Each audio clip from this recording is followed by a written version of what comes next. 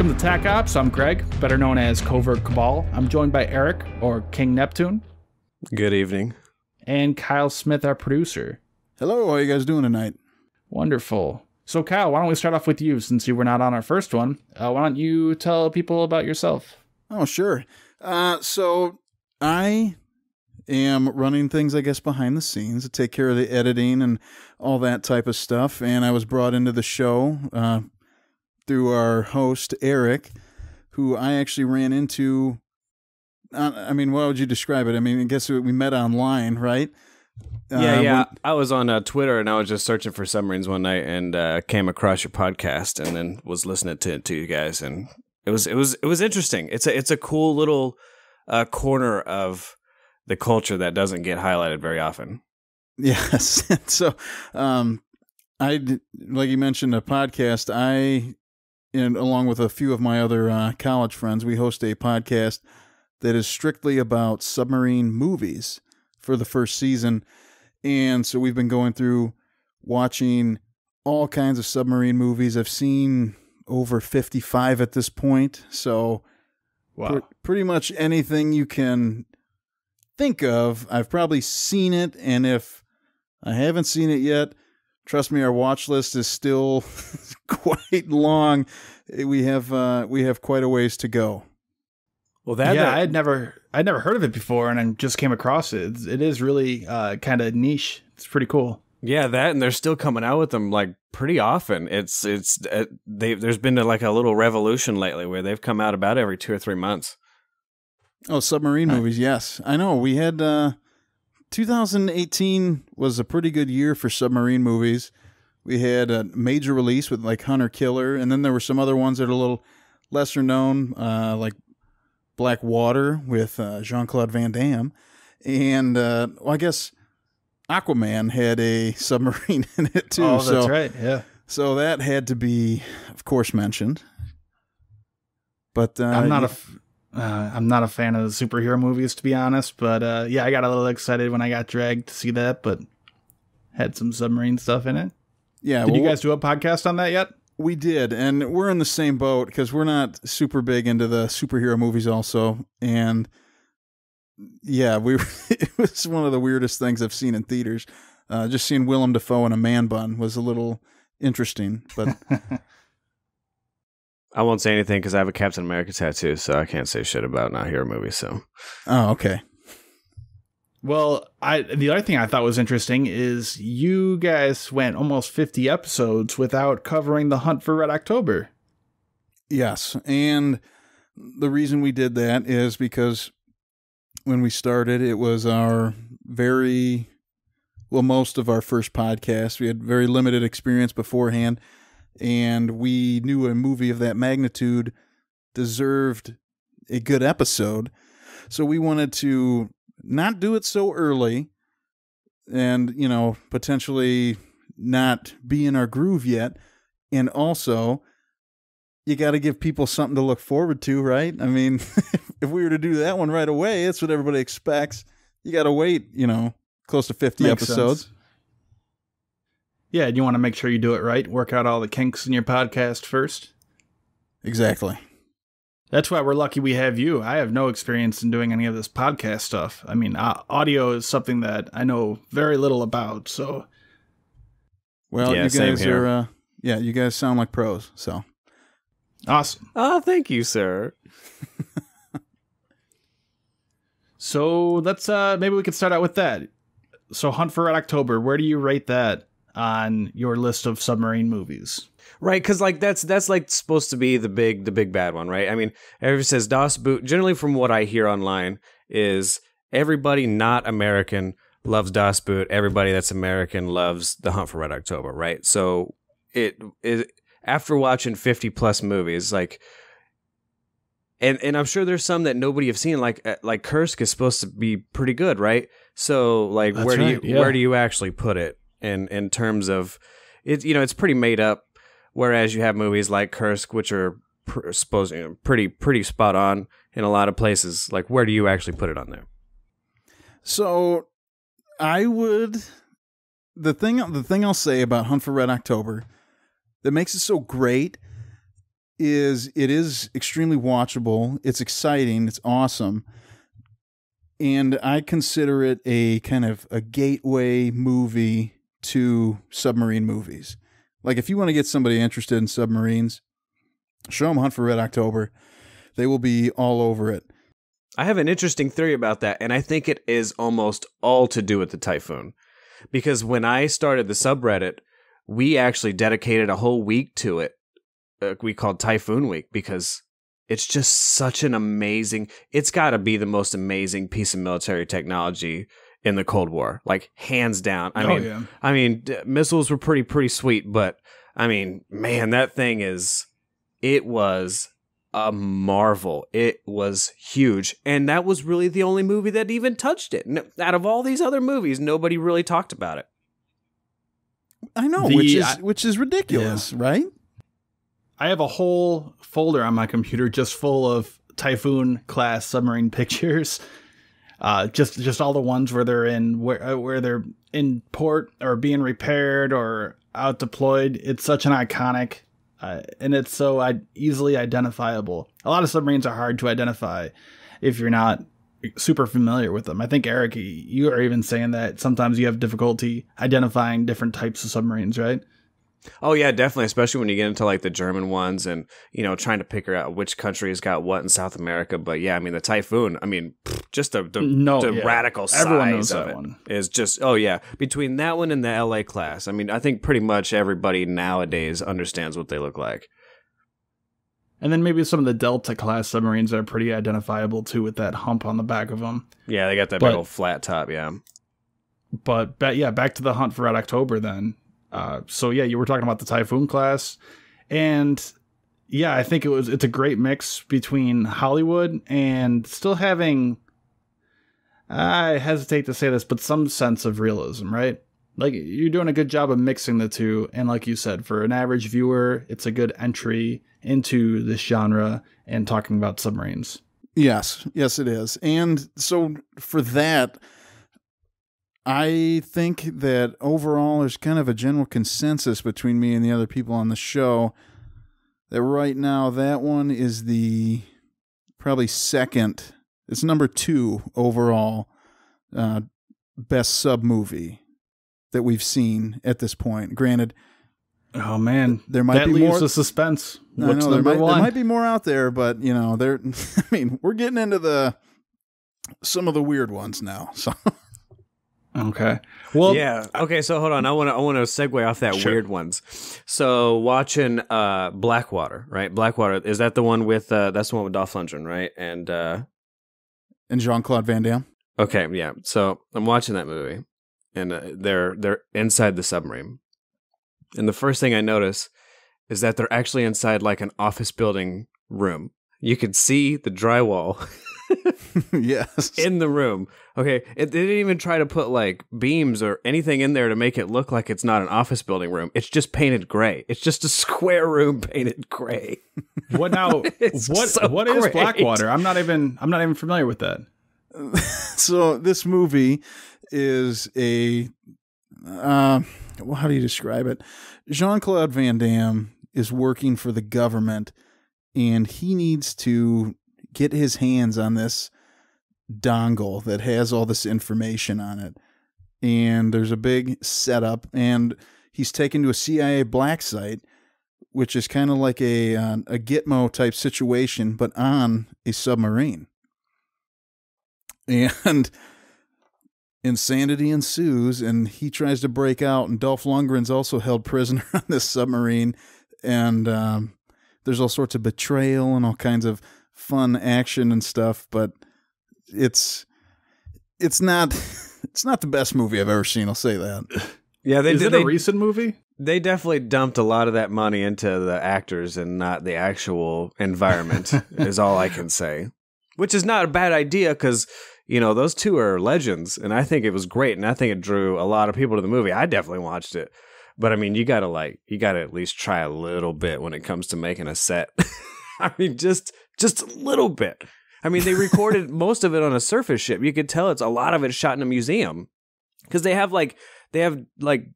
it's, you know, surface ships have those doors that you can dog down and all. They have like all these doors everywhere. Like, you don't have that on a submarine, and there's no submarine that's like that anymore. Maybe the old diesels, but you could tell this isn't like that because everybody's like running around, standing up, full. You know, those old diesel subs, I mean, they're like fire hazards now. I don't know if you've been on a museum boat lately, but you can't get around anybody. Like, you cannot get past somebody else. So you got to try a little bit, you know, like, you don't have to be hunter killer. You don't have to spend millions and millions, but. That reminds me of Pearl Harbor. I know it's not a submarine movie, but when they are showing that Pearl Harbor scene where it's being, where it's being bombed, they try to go back and forth between making these ships look like they're World War II and CGI, and you can really tell the difference. You can tell some of this. Maybe it's just because that's my expertise. That's what I went to school for visual effects. But you can really tell the difference between where it's a CGI ship where they're trying to recreate some of these World War II ships, and then they're using, I believe they were Oliver Perry class frigates, and they were trying to make them look like World War II ships, and it was pretty obvious to anyone who knows this stuff. Then same thing with the carrier scene toward the end where they go and bomb Tokyo. They film it on a normal aircraft carrier, a nuclear-powered aircraft carrier today, but they try to make it look like a World War II aircraft carrier. Yeah, some of the stuff they try to get away with, I mean, to most people, like, they can look at it and they might not realize it, but especially the stuff with subs, it's unreal. And some of the lower budget films, you'll see, you know, a sub with maybe like a 20-foot high ceiling or something like that, and that's just not the case. It's kind of funny and comical. So then I guess that leaves the mystery. What is number one? You said Hunt for Red October is number 2. Yes, Hunt for Red October is number 2. Number 1 is, in our opinion, Das Boot. It's great. I mean, it's really long. I mean, you're talking like 3 hours, 45 minutes, something like that. But man, is it worth it. And I mean, it was nominated for, I want to say, 6 Oscars, which is pretty incredible. It is all in German with subtitles. However, you can also get a version that has the English dub, and it's all done by the actors, the actors themselves. Huh.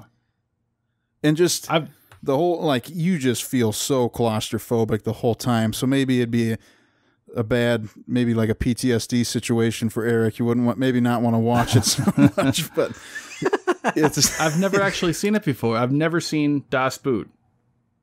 I would highly recommend it. I mean, if you're not looking for a sub movie, even if you're just looking for a movie to check out, but granted, if you're going to read the subtitles, I know something like that, I always got to be really awake. I can't be laying in bed watching a subtitle movie. I'll just totally pass out. And sometimes you miss out on the action too when you're staring down and reading stuff instead of watching the screen. Yes. And see, I have a different view. I guess because I have such a different view of submarines than most people, because I was actually on one. But, you know, I think down Periscope's definitely got to be. I mean, if you talk to any American submariner, oh man, I would say 80% of them would agree that it's probably down Periscope. Well, because that's what you said is, because I think we've talked about this before. You said it's kind of like the most real, right? I mean, it's you guys hanging out, playing pranks on each other, having a good time. Yeah, I mean, it's where, like, you can make us look like those stupid fucking Navy commercials and like we're all the proud, we're saluting each other, blah, you know. But I mean, come on now, seriously, like you can't live like that when you're a warrior. That's stupid. Like, and that's why I really liked like channels like Vets TV and stuff like that, because they were putting on like realistic stuff. Like, this is really what is happening. And I mean, down Periscope's obviously not that. I mean, we weren't that crazy, but you know, that was a lot of it, and it was accurate too, surprisingly enough. Like, they talk about Vladivostok and all this other stuff, and like the Komsomolets. Like, that's one of the only movies where you see somebody drive up in front of like the actual buildings. Like, they spent time and they actually went on a museum boat. They didn't shoot it in a fucking office building. Like these museum boats, like they would love for these movie companies to come down and spend some money on them and record movies on there. Like, why that's what really boggles my fucking mind, that they did this so poorly. Like, I'm talking about Blackwater specifically. They did it so poorly. They could have went to any submarine and did this movie. Shit, there's a Russian submarine in San Diego Bay. You can go to the UK and go to the Black Widow, and John Sutton will take you down in his Russian submarine. It's great, man. But I don't know. I'm just kind of ranting, I guess, at this point. But I think that down periscope's the best for a lot of reasons. But it's also a bit of a comedy too, where we don't really want to watch a bunch of dramatic shit because we live that shit every day. We want a little bit of a comedy too. So I don't know. Interesting. Yeah, you definitely do get the comedy with Down Periscope. There's some weird ongoing jokes throughout the entire movie that I couldn't believe were actually going on through it. So I think the next one of my favorites, is Crimson Tide. Now, where do you rank that one? Crimson Tide is phenomenal. That is an excellent movie. That one would be right behind Hunt for Red October. That one would be third. I would actually put Crimson Tide above Hunt for Red October, to be honest. I mean, yeah, that would be fair. It's great. It's really good. I know that there was a lot of uproar with it when it was initially made because of the whole mutiny situation on the boat, and people said there's no way that would ever happen. It's absolutely ridiculous. So what happens is a command to launch missiles comes through. Eric, you'll have to correct me if I'm wrong here. I might be getting this mixed up with the TV show you had me watch. But a command to launch nuclear missiles comes through and it's not complete. Like, they don't get the full confirm code. And Gene Hackman, the captain, says, well, we got to launch. We got to do this. And Denzel Washington, the XO, says, we don't have, the right information. We can't launch these nuclear missiles. And basically just boat divided, mutiny ensues. It's crazy. It's phenomenal. It's a great movie. A lot of movies that we've actually watched that have taken place after Crimson Tide have used the same footage from Crimson Tide. It's kind of funny when you watch, you're like, wait a minute, I've seen that somewhere. What is that diving scene? And you remember it from that movie. But it's awesome. Gene Hackman and Denzel Washington going toe to toe. It's hard to beat. That diving scene's really interesting too. A lot of people don't know that the Navy wouldn't work with them because of that whole mutiny thing. So because they couldn't work with the Navy, they needed to get some kind of like actual shot. So that diving scene, it's literally a helicopter chasing a submarine going out to dive. They didn't have permission to shoot that shot. I remember that, yeah. They just floated above it and just basically stole the footage of it just diving. And then they used that in the movie. They had to chase this thing down, right, yep, until it finally dove and they got their footage. I remember reading that. That's a pretty interesting story. Yeah, that's pre 9/11. That's pre 9/11, by the way. You ain't doing that shit no more. You get a helicopter anywhere near something like that, and people are gonna be, oh man, I would bet jets would be scrambling at this point if some shit like that went down nowadays. Especially in SSBN too. Yeah, I hear that story today and it blows my mind. Because I joined the Navy after 9/11, so it was a whole different ballgame after that. But man, I mean, it's just crazy how like loose and crazy they used to be with these things. Like, oh yeah, here comes a helicopter. Like, oh, don't worry about it. That could be fucking anybody.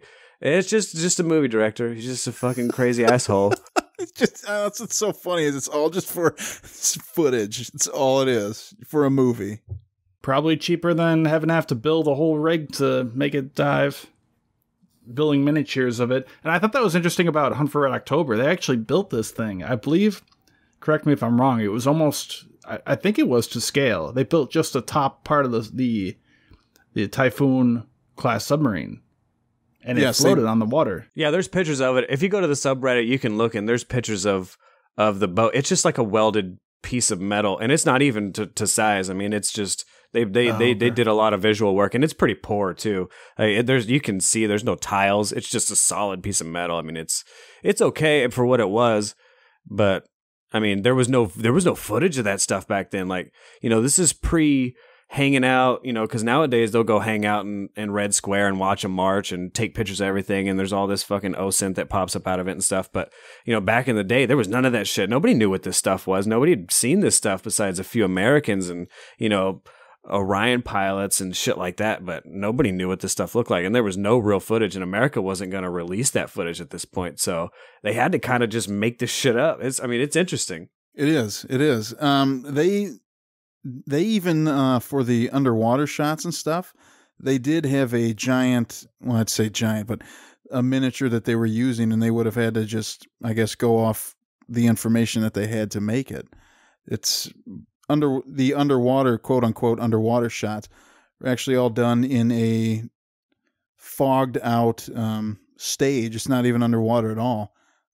Pretty impressive what they were able to do with that.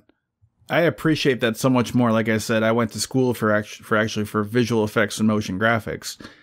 And so that's all the CGI work, all the green screen stuff and making everything on the computer. And I don't know, I just appreciate them making miniatures so much more. I think it looks so much more realistic. I think it has much more of a natural feel to it. I think the tendency nowadays is to do everything in CGI. And I don't think it has the same effect. Yeah, I agree. And if you go to our Discord server, we have like a whole section dedicated to submarine models. And man, they are fantastic. They are so realistic nowadays. It is crazy how like detailed they can get. And I think they work really well. I think you still see them in a lot of movies today, but I think that's definitely the way to go, is to use the models for sure. Right. Yes, and I mean we've seen in older movies, even movies from the 50s, even back to the 40s, where they're using miniatures, and it looks better than some of the new stuff that's coming out. That's just all CGI. Now, granted, they might not have the best designer or whatever, but some of that old stuff still holds up today. It's pretty impressive. Yeah, so I've done some 3D modeling, and it's just when it comes down to all the small details. So when you have a miniature, you can easily go on there and paint different weathering to make it look old or dense or whatever you have to have on there to make it look more realistic. And then also lighting will fall on it and create shadows in the right spot, and it just makes it look so much more realistic compared to a 3D model.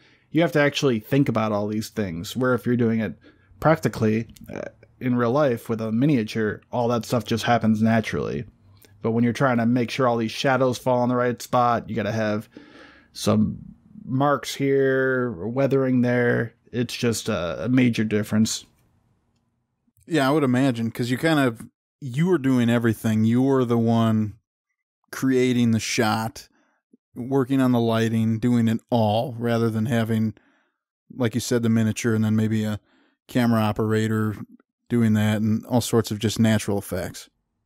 So that can bring us to, I guess, Hunter Killer, which did have a lot of visual effects and a lot of CGI imagery. What's your opinion on that one? Now, Hunter Killer, I was very excited for, because when we undertook this podcast, I did not anticipate any theater release movies coming out with submarines in them. So visually, that movie I thought was really well done. The movie itself is just kind of like a straight action movie. It's fun. It's a good one to watch. I mean, it's kind of predictable, but it was, I mean, Eric, I know you've got stuff to say on Hunter Killer because you actually lived the sub life, but as a movie, it was enjoyable. Definitely one worth watching. Yeah, I mean, I think after watching that a few times, I think the best way to describe it, I mean, it is literally 300 as a submarine movie. I mean, and I would be willing to bet my entire month's pay that that's how they sold that movie. It's going to be 300, but it's going to be submarines, okay? Like, do you get what I'm saying? Like, trust me, Gerard Butler, I mean, fucking everything. Like, this is what we're going to do. Man, that's exactly what that movie is. And if that's what you're looking for, like, if you want to, it's like 300. If you want a historic movie, that is not the fucking movie you want to watch. That is not anywhere near historical reference. but it's fucking awesome. And I remember walking around my sub, kicking shit, going, kicking it over the fucking edge. And oh man, it was great. I love that movie. But yeah, I mean, it's not accurate. Like if you're looking for something accurate, not that. It's a fucking fantastic action movie when it comes to submarines, though. Interesting. Yeah, I thought it was a good movie to go see. For realism, not so much, but it was still a fun movie. Yeah, and I mean that's what it is, and you kind of know that when you go into it that it's just going to be fun. It's just going to be one to watch. It's not going to get a lot of critical acclaim, anything like that. Although maybe it should have been, 10 Oscar nominations or something. But yeah, and also is the kind of typical American. America goes and saves the day, right? We have to go rescue the Russian president from a coup that's going on there. So right. I mean, that's obviously what's always going to happen, I guess it's an American movie, so fair enough. If there's a Russian movie, maybe they'll make one about saving the U.S. President from a U.S. coup that's going on. Yeah. Oh man, that would be so awesome! Please make that movie. Please make that movie. So something that we have seen, because we even did a different month. It was on Japanese movies specifically. We watched one where it was from the Japanese perspective during World War II, and it was just so different because I mean we're used to just all these Americanized movies and everything. To see all these people like, we're gonna go out there and we're gonna shoot down these American subs, and we're like, we're gonna get them, and they blowing up and everyone's cheering, and you're like, wait, I'm so confused. This is nothing I've ever seen before. What's going on? Oh, it's fantastic. I mean, it's propaganda. It is what it is. A lot of people don't necessarily want to, say that it is, but militaries use culture as a weapon. It's fucking war. You got to use every tool in your belt, and culture is one of them. And, propaganda was an enormous weapon. And then they said, you can't do that shit anymore. Okay, well, we're not going to necessarily do it anymore. We're just going to kind of blend it in with what's already there and not be assholes. Like you could argue that them U.S. Navy commercials back in the day could have been propaganda, fucking Disturbed playing in the background. I mean, shit, I joined the Navy probably because of that one commercial. It is what it is. It's just how you look at it. But yeah, it's powerful. It's super powerful if you know how to use it right. And you could argue that Hunter Killer was kind of that thing. It's kind of that new media mentality that you're starting to see in the at least the U.S. Navy and the UK and all that stuff, which is let's start to use the social media and use these aspects as a sort of powerful tool to maybe just recruit people or whatever it is, however it works. It's working. Just to connect people to the military, it's huge. People love it, and I think that movies is one of those really powerful ones to do that. It is a good point because I mean, you can definitely get the sense of that, but it's just something that you wouldn't think of because, like you said, it's blended in. It's not so in your face. It's not, here's a pamphlet that says we're the best, but watch this movie. Yeah, I mean, you got to think about what the Navy's not going to allow some shithead to go on there and make a movie about them and make them look bad. Like you're going to follow these guidelines.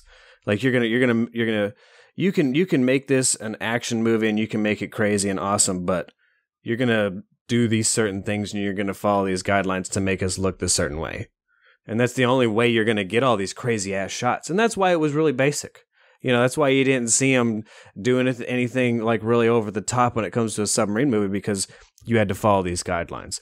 Down Periscope, same way. You have to follow these guidelines, make us look good. You were doing these things, and they did it in a really good way. It was a comedy. It was awesome. But you're not gonna get anywhere near a naval ship for your movie unless you're gonna make them look good. So it is unless what it you're is, Tony Scott. Chasing a sub down in a helicopter to get there. Right, that's what I was going to say. That's exactly what happened with Crimson Tide. Yeah, same thing. And you were talking about watching movies from a different perspective. So that's the American's perspective, Hunter Killer. Mm-hmm. I know, again, I keep going off topic. This is not a submarine movie, but have you seen Enemy at the Gate? I believe that's what it was called, with Jude Law, World War II, Stalingrad. Yeah, definitely. He's a sniper, right? Right, yeah. I thought that was a really good movie. And again, that's from another perspective, where we're used to seeing World War II from the U.S. side.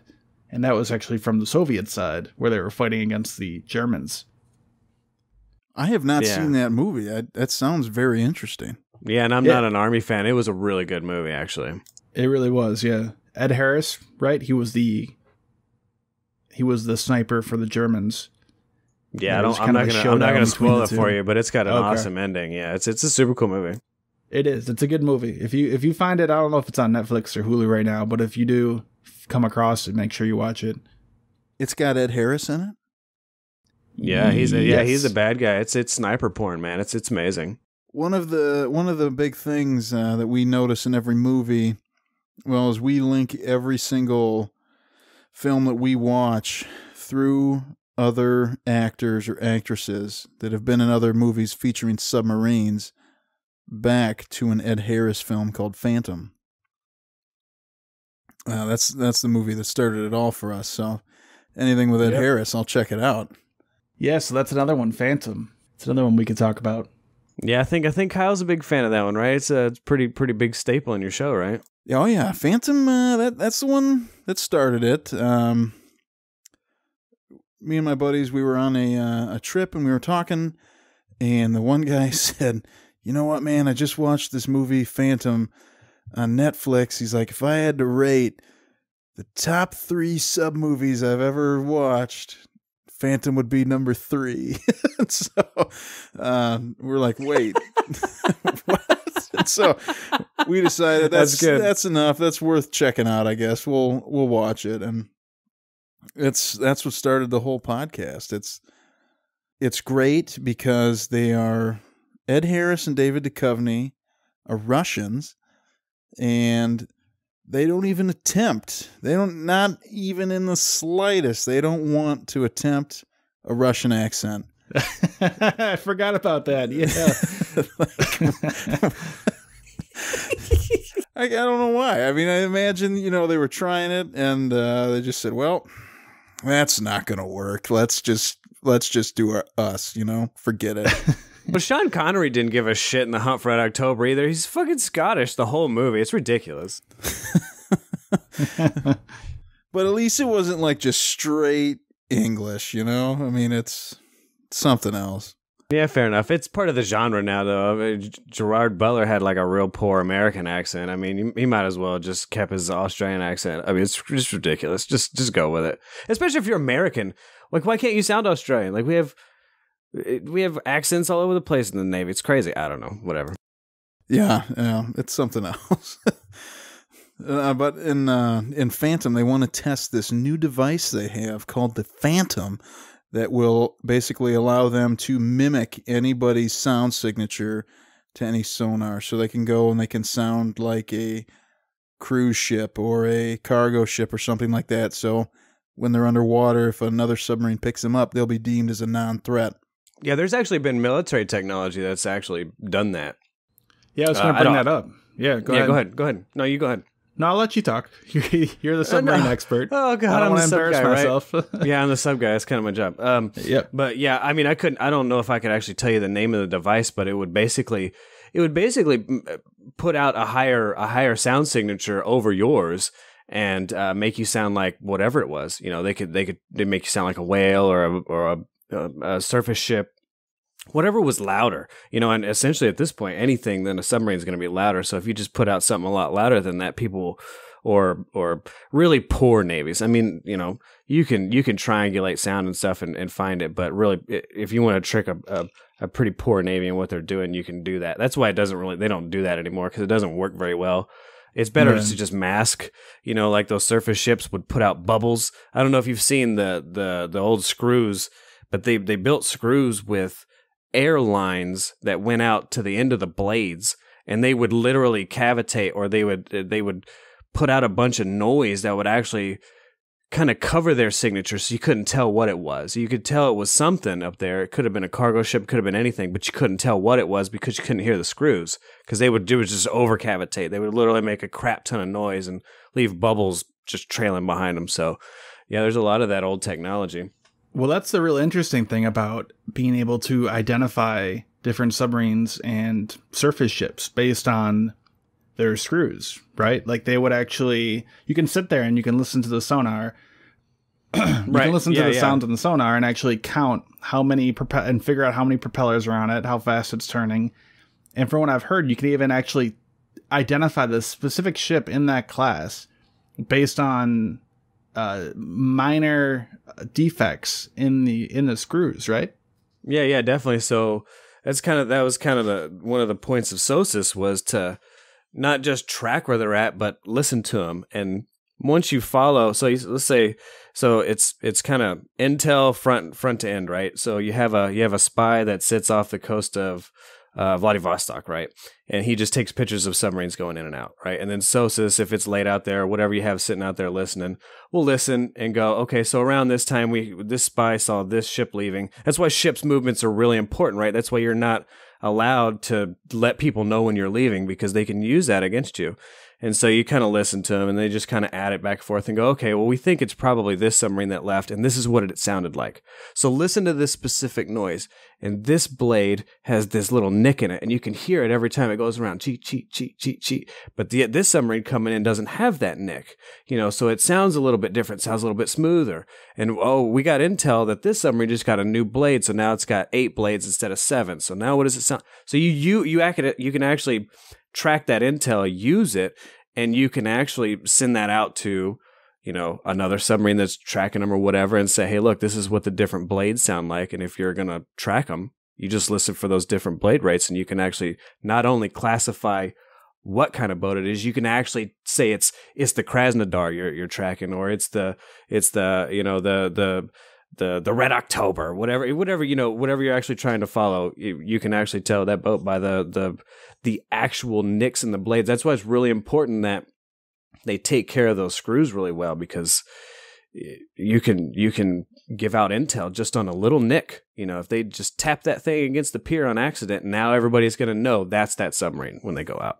And that stuff's incredible. I mean, it just blows my mind. It's so interesting. Like, you don't have that with, maybe you do, maybe I just can't think of it right now, but that's what makes the Navy and surface ships and submarines in particular, sonar, all of that, so interesting, because you have these tiny things that it's just incredible. I mean, just sound, how much information you can get out of sound.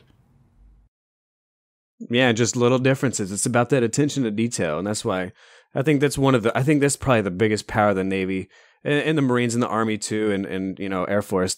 That's what they really push. Just the U.S. military in general is that attention to detail. And if you find that, man, they're gold nuggets. They're just huge. They're so powerful, because if you know that that's the Krasnodar going out there, you have a general idea what they're going to go out there and do, right? And then so you can understand their motive. You can understand just from a little fucking nick in the screw. You can understand so much about that one piece of technology. It's so that's why I love this shit. That's why, after I got out, I was like, I fucking hate that. I was so tired of doing that. And now I kind of realized what I was doing, and I'm like, man, like, this is so awesome. I have to get out and talk about this shit. Yeah, it's really interesting. I think I talked about in our last podcast just the different, how sonar works basically, and some details of it. And just, I think we did talk about it, right? The different sounds they make, how, and this kind of goes back to the movies, what we're talking about, the submarine movies, is you were always used to that real cliche sonar sound, right? But that's not how they sound anymore. Not at all. Yeah, just that general ping. I think we talked about Jive. He actually put out the latest one. It was just supposedly some divers were hearing it. But yeah, I mean, it doesn't sound anything like that old ping anymore, because that old ping is old technology. Why would you just send out one frequency? That's crazy. It doesn't make any sense anymore. You can do that, and maybe it doesn't give you much information though. Right. and that's actually part of war games too. So like, let's say that the U.S. Navy doesn't have any diesel submarines, right? They'll actually have the Desi, which is like, they'll actually have a diesel submarine that they use that stays out in San Diego, that they borrow from like Peru, or sometimes it'd be like, I think they did it from Sweden one time, and they'll actually use it in exercise to like kind of practice against it, because we don't have any diesel submarines, so we can't just do that. But we can practice. They'll tell a captain to go out and go, okay, you're going to be a diesel submarine today. Just do your best, Like, just go up, pop your diesel up, run your diesel, just act like a diesel submarine, right? So, I mean, you could play those games like that. And the diesel subs are really interesting because they can be so much quieter, too, than nuclear submarines. Yeah, especially nowadays, man. They're getting them diesels real small and real quiet. I mean, it's you can only make a nuclear submarine so quiet because you have to keep that reactor cool. You have to keep water moving in them.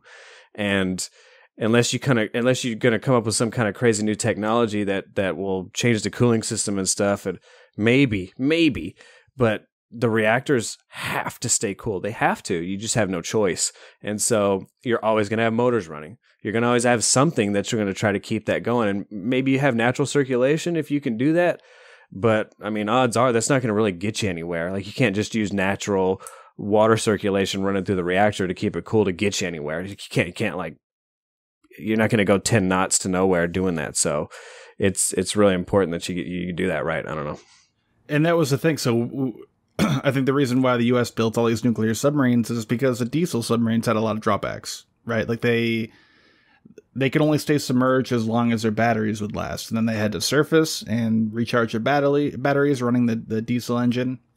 But nowadays, that's not as much of an issue. They can stay submerged for several weeks at a time, right? Some of these newer diesel electric submarines.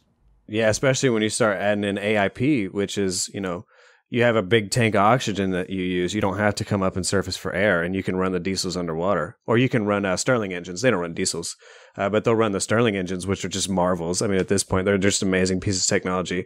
And they're quiet now, man. They're getting quieter and quieter. Because back in the day, like on the 688s, if you go on them, they have the Fairbanks Morse, which is a 1938 piece of technology. It's enormous. It's a train engine. It's literally a train diesel engine. It's like 2 stories. It's huge. But nowadays on the Virginia class, they just got cat engines, and they're small. I mean, they're like the size of my desk that I'm sitting here doing the podcast on. I mean, they're way, way smaller, and they're way quieter. And it's kind of like if you're actually starting a car, like, because it's an engine, right? You hear that starter. That's the big giveaway. You can hear that whee or whatever they use to start that engine. Man, that's like a huge call. You might as well just be banging against the side of the sub with a hammer.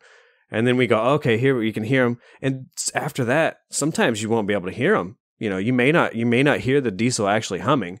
It's generally you can hear them starting up or something like that. So do you think in the future we're going to see the U.S. begin to build some of these non-nuclear submarines? I don't know. Maybe.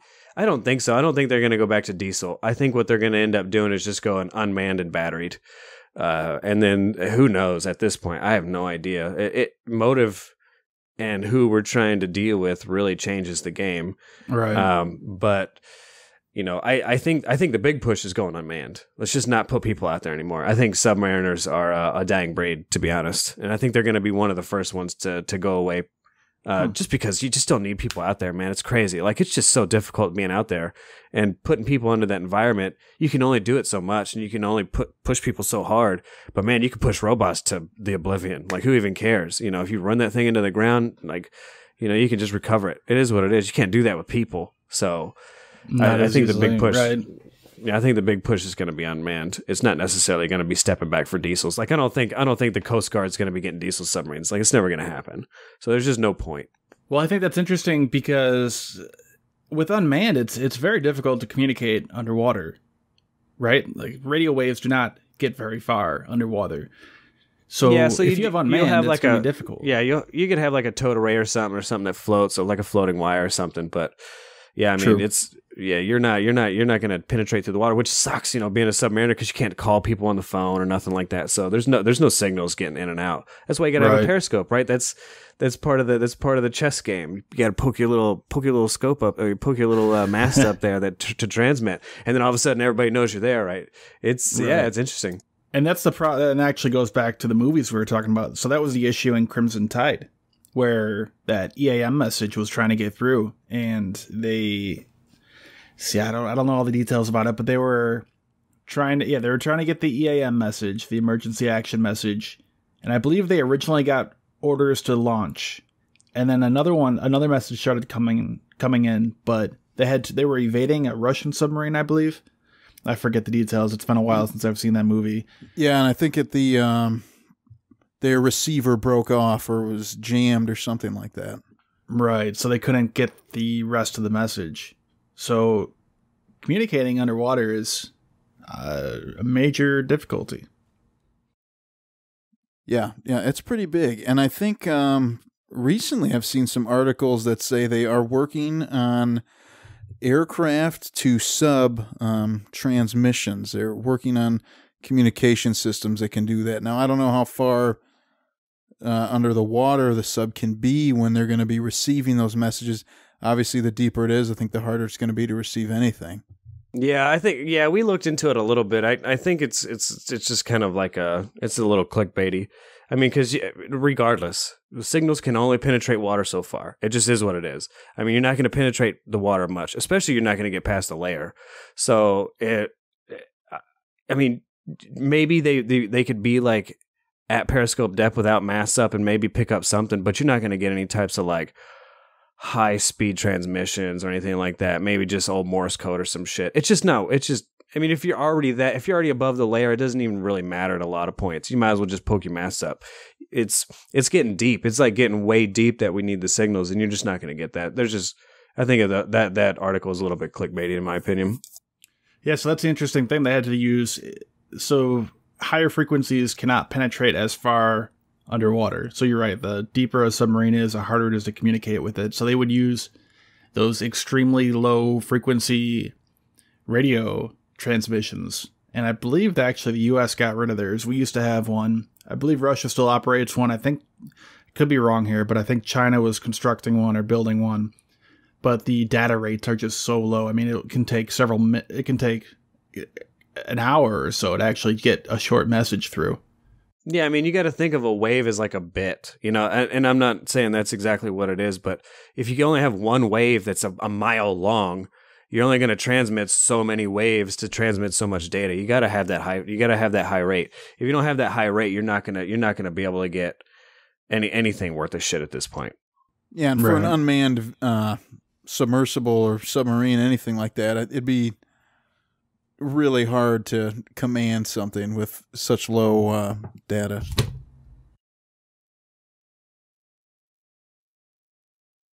So I guess another movie / TV show. Did you ever watch Last Resort?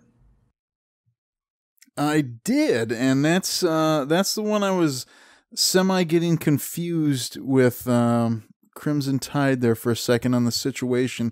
Eric actually turned me on to that show. I'd never even really heard of it before, but it didn't last long.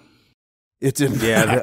So I'm gonna admit you give me a little bit of a hard on talking about that show. I honestly, in my opinion, when it comes to a piece of media that's super accurate and like pretty damn cool, in my opinion, and just a great story. I think that first episode of that first season is hands down probably one of the best things I've ever seen when it comes to submarines.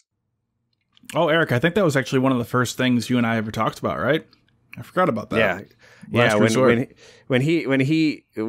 the captain gets on and he basically tells everybody to stay 20 miles out because we got a submarine sitting here, and how everybody's gonna burn. It's that. Everybody that was sitting in my house when we watched that, we were just like, what just happened? Like, we've never seen anything like that. It was fantastic. So if you guys don't know, if any listeners don't know, the show was about a U.S. Navy Ohio-class ballistic missile submarine that had received orders to launch nuclear missiles at Pakistan. And I believe there was some sort of confusion whether or not they should fire them. And I believe it was a false message, but they refused to fire their missiles, and then the U.S. Navy came to try to sink them, right? Yeah, so I think it was like the Indiana, or it was another fast attack submarine, tried to hit them with a Tomahawk while they were at periscope depth, which I think was kind of odd. I don't think you're going to be shooting Tomahawks at a submarine that's, whatever. It is what it is. They have to Hollywood. But yeah, they tried to sink them with a fast attack. But it was an interesting show. Yeah, it only lasted one season, and then it got canceled. But it was interesting.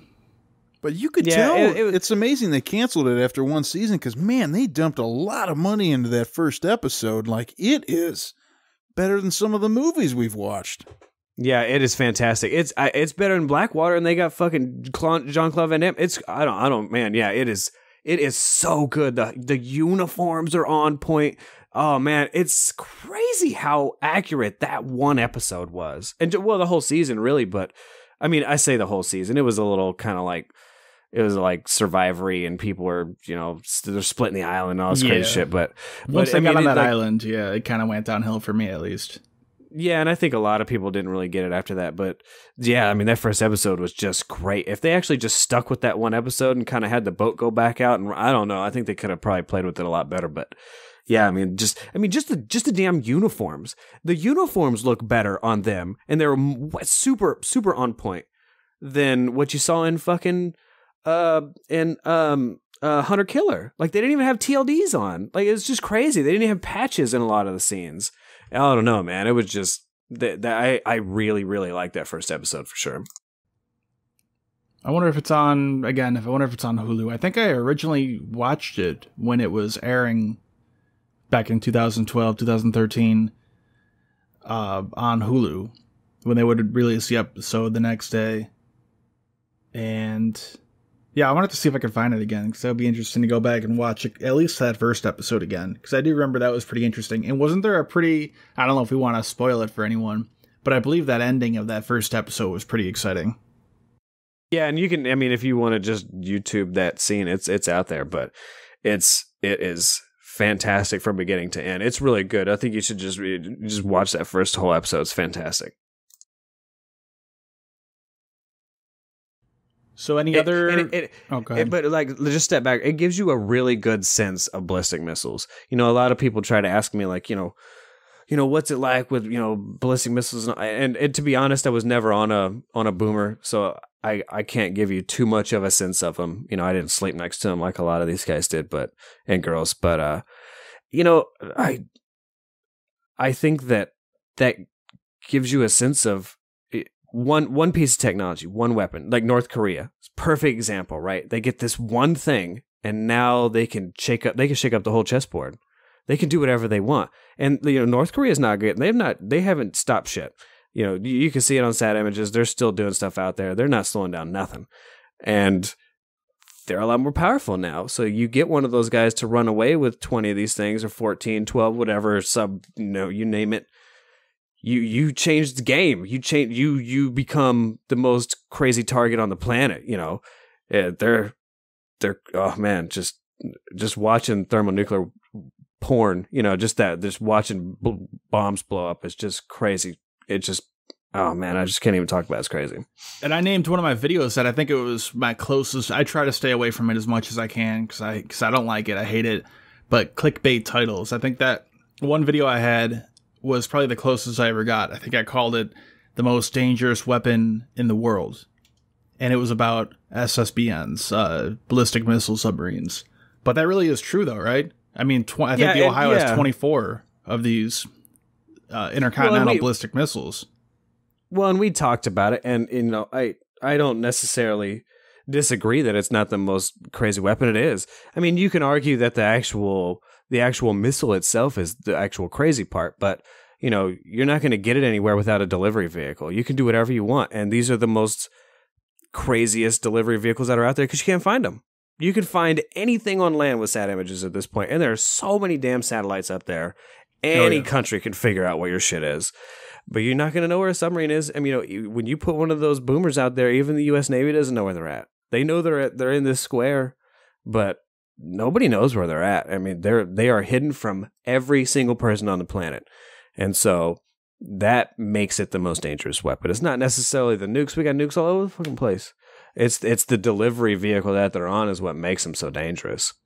Well, I'll pull it up and I'll put it in the video if you're watching this on YouTube. But there was a really interesting declassified document about ICBM, or intercontinental ballistic missile, basing modes. So where they would store these and where they would launch them from. One of the concerns was always that these weapons would be taken out in a first strike by the Soviets. So they were trying to figure out different ways to keep these things secure so they can guarantee to be able to be launched in retaliation or in a first strike or whatever. So one of the options was building these ballistic missile submarines and putting them in the Great Lakes. I thought that was really interesting. So, for example, if you have them out in the ocean, then you have potential of another enemy submarine coming across it. I mean, the ocean's huge, so the likelihood of that happening is pretty low. Or ASW aircraft. But if you have them in the Great Lakes, I mean, that's surrounded. The enemy cannot get to that. Right. So, yeah. So it gives you a few advantages, right? It gives you the fact that you don't have to worry about other attack submarines or anything crazy out there. So you hide the submarine out in the lake, right? Whatever, say Lake Michigan. You hide it out there. And so odds are now you're just going to have the enemy strike the lake. So they're just going to hit the lake somewhere, more than likely do a lot of damage to that submarine if it hasn't done anything, because the lake's going to give it a confined space, right? So now everybody's going to always know that there's one in this spot, right?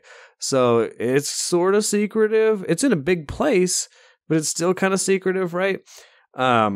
But the sad part about it is it doesn't really give you much more of an advantage than a silo does. It's still way the fucking out of everybody's way. So it's still got a long way to travel. So it still gives them a lot of chance for missile defense.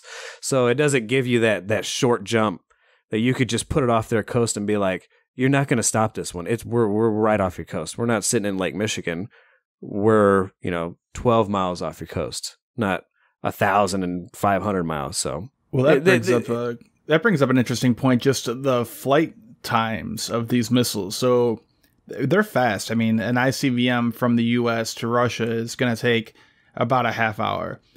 But I'm sure a lot of people here have heard about the whole INF treaty that the U.S. just recently pulled out of, and that was a concern. So this treaty banned weapons of a certain range, because what the U.S. originally had, and Russia did too, is we placed these nuclear ballistic missiles in Europe, real short flight range, right to Moscow there. I mean, it can get there in, I think it was 10 or 15 minutes, and that really does not give you enough time to react to it. So that does bring up, that's an interesting point though. Yeah, being able to place these SSBNs right off the coast of an enemy. And it's all about 15 speed. minutes it can make all the difference in the world. Yeah, and I think you say 30. I honestly think it's closer now to like 8 minutes. So I mean, I think I'll send you guys a picture. You can see it on YouTube, but it's one of the silos, and it's painted like dominoes, and it's like a delivery. Oh, maybe it is 30 minutes. I can't remember. The next one's like free. Yeah. I thought it was 8 minutes, but yeah, I at this point I kind of assume 10 pretty much anywhere. I mean, who knows? What's going on. If you're watching this on YouTube, you have it in front of you right now, and we can all laugh at Eric for getting that wrong, or we can be laughing at me if I'm wrong. So everyone laugh at somebody. So okay, that's last resort, and then we had it's a little bit different. It's not necessarily a military video, but it has to do with submarines. Was Black Sea, and we talked about that a little bit before we started recording. What was your thoughts on that one? I know I think we kind of have stated the fact that you have a huge heart on for Jude Law because you keep talking about Jude Law movies. Yeah, Enemy at the Gate. Yeah, Jude Law. Hey man, I like Jude Law. Law's a fine actor. Hey, I got the same heart on for McConaughey, so it is what it is, man. Okay. Well, and I'm a Nick Cage guy, so everybody's got their thing. Well, you have no shortage of movies to watch of him. So I know. You know what? It's a good one to be involved with. Yeah, I'm running out of Jude Law movies. But you only watch Repo Men so many times. Oh, he's a national treasure. That's right. So Black Sea was interesting. You want to tell them a little bit about that? So it's not an actual military movie, but it takes place in a submarine.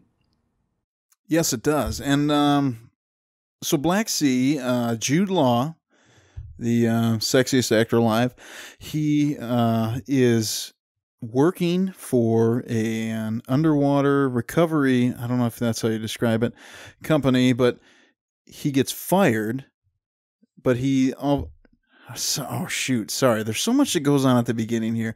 Anyway, he goes out because there is word of a German U-boat that is sunk in the Black Sea, just filled to the gills with Nazi gold. and he hires this crew of divers and operators because they get on. It's an old Russian sub, isn't it?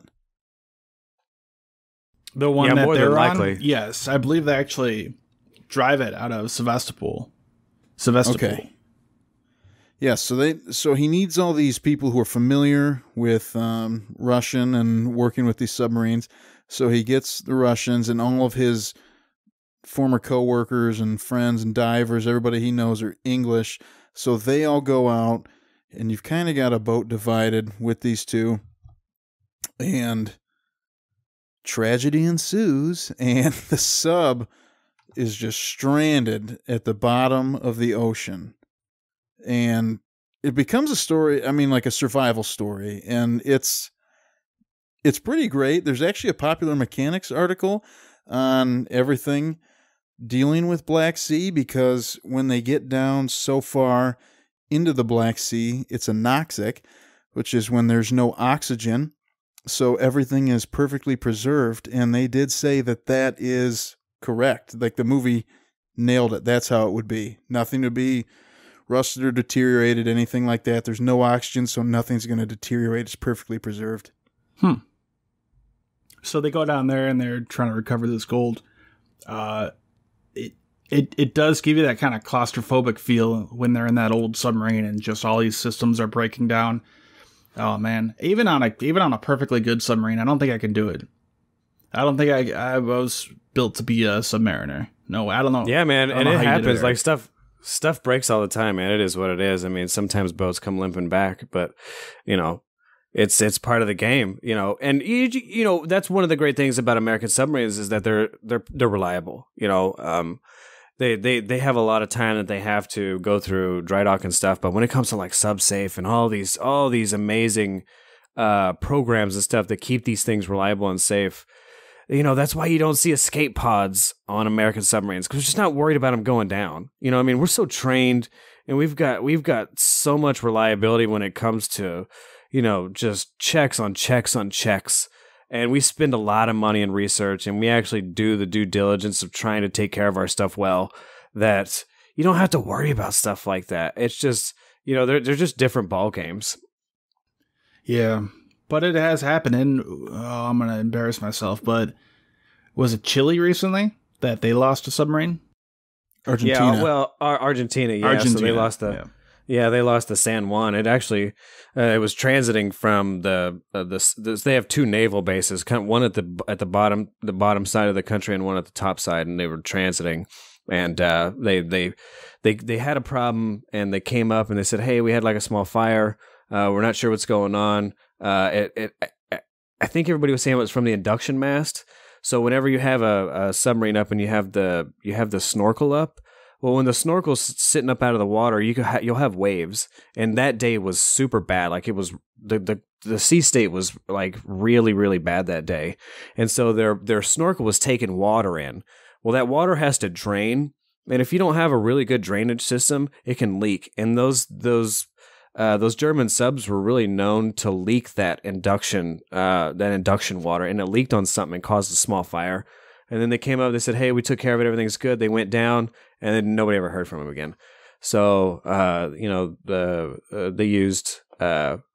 they said they used NOAA's some kind of survey system that they're using, and said that they heard the explosions, or the implosions actually, and then it took Ocean Infinity I think it took them almost 8 or 9 months to finally find the thing. They just found it recently, right? That was only a month ago.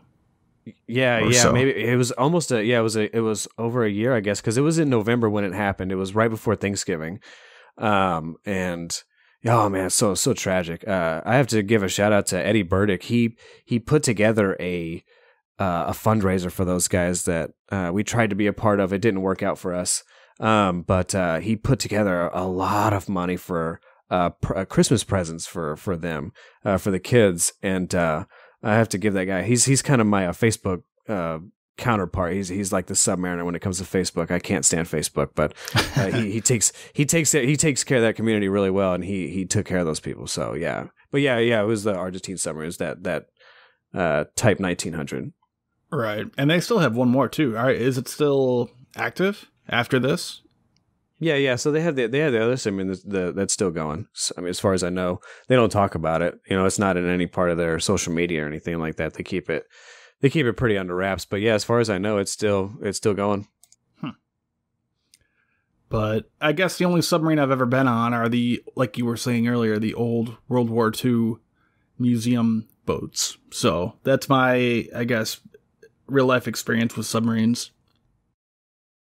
And after seeing that, yeah, I could never do it. But you know, the boats today are much larger, a little more spacious. Some even have saunas on them, like the Typhoon we were talking about earlier. Yeah, and I'm sure somebody will come together again because we went to the commissioning for the South Dakota. I'm sure that I can talk to somebody into giving me tickets to another commissioning. We could take you down there and just walk you through. I mean, I can't necessarily take you underway, but definitely for sure. Do like a little podcast on there. That'd be pretty sweet. Yeah, that would be fun. I would definitely be down for that. So that was Black Sea. What else do we have? Phantom? We covered Phantom. We did. So what other big movies are out there? Big submarine movies? K-19? K-19 The Widowmaker, yes. Talk about that one a little bit. Yeah, so that one starring the great Harrison Ford and Liam Neeson. I thought the movie, when I watched it, I was underwhelmed, I guess, but then after watching so many more of these movies, I look back at it and I'm like, okay, it's actually a much better movie than what I initially thought. So they're going out and they have a big problem with their nuclear reactor and it's leaking and they're getting radiation all throughout the sub, and they have to figure out a way to get rescued and try to fix the reactor.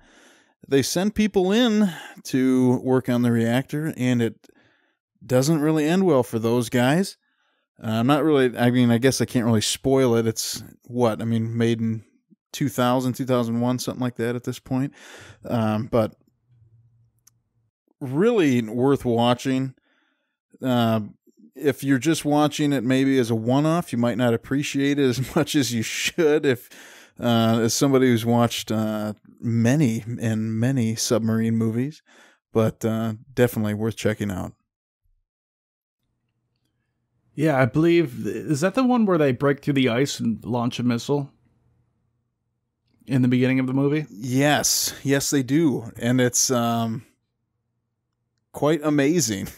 It's just, I totally forgot about that scene until you just brought it up, but yeah, no, that is an awesome scene in that movie. It's great. And I think that really shows the difference in, like we were talking about the old old World War II submarines, and then they gradually got larger. But the K-19 was an old boat. I mean, this was it was built shortly after World War II, right? I think it was built in probably the 40s or the 50s. But just the difference. So they had, I believe it had one or two, I forget right now, of those ballistic missiles, and they had to go up through the conning tower because the boat was too small to fit them in the main part of the hull like they do now. Right, yeah, it's like the Senpo class. It's like a single shot. Right, North Korea. They use it. Yep. Yeah, they just use it as like, I mean, I guess the point was really to just be kind of a kamikaze. Like, we're not necessarily gonna keep it out there because we all know that you're gonna track it and hear it because it's gonna be a piece of shit. But we're just gonna take it out there. We're gonna just straight shot it at you. It's almost kind of like what they want to do with the Poseidon, where they could just launch. Like if they wanted to launch it from shore, they could just take it from shore and just send it straight out there. Launch a missile, take them out. Yeah, that Poseidon. So if anyone doesn't know, that is that nuclear-powered nuclear torpedo that Russia is working on. Yeah, perfect example of the unmanned weapon, right? Like I talked about. Now they've got a weapon.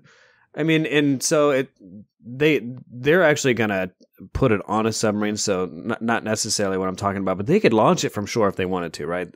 They just wanted to put it in Sevastopol and launch it into the Black Sea and take it out. Like they could if they wanted to, in theory, because it's nuclear powered. So take the people off of it. Now you got a ballistic missile submarine with a single shot. Really, I guess. I mean, who knows what's on that thing?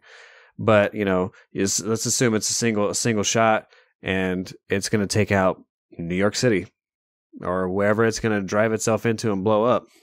Because now with that weapon, the main purpose of it, right, is to blow up in hopefully an underwater canyon.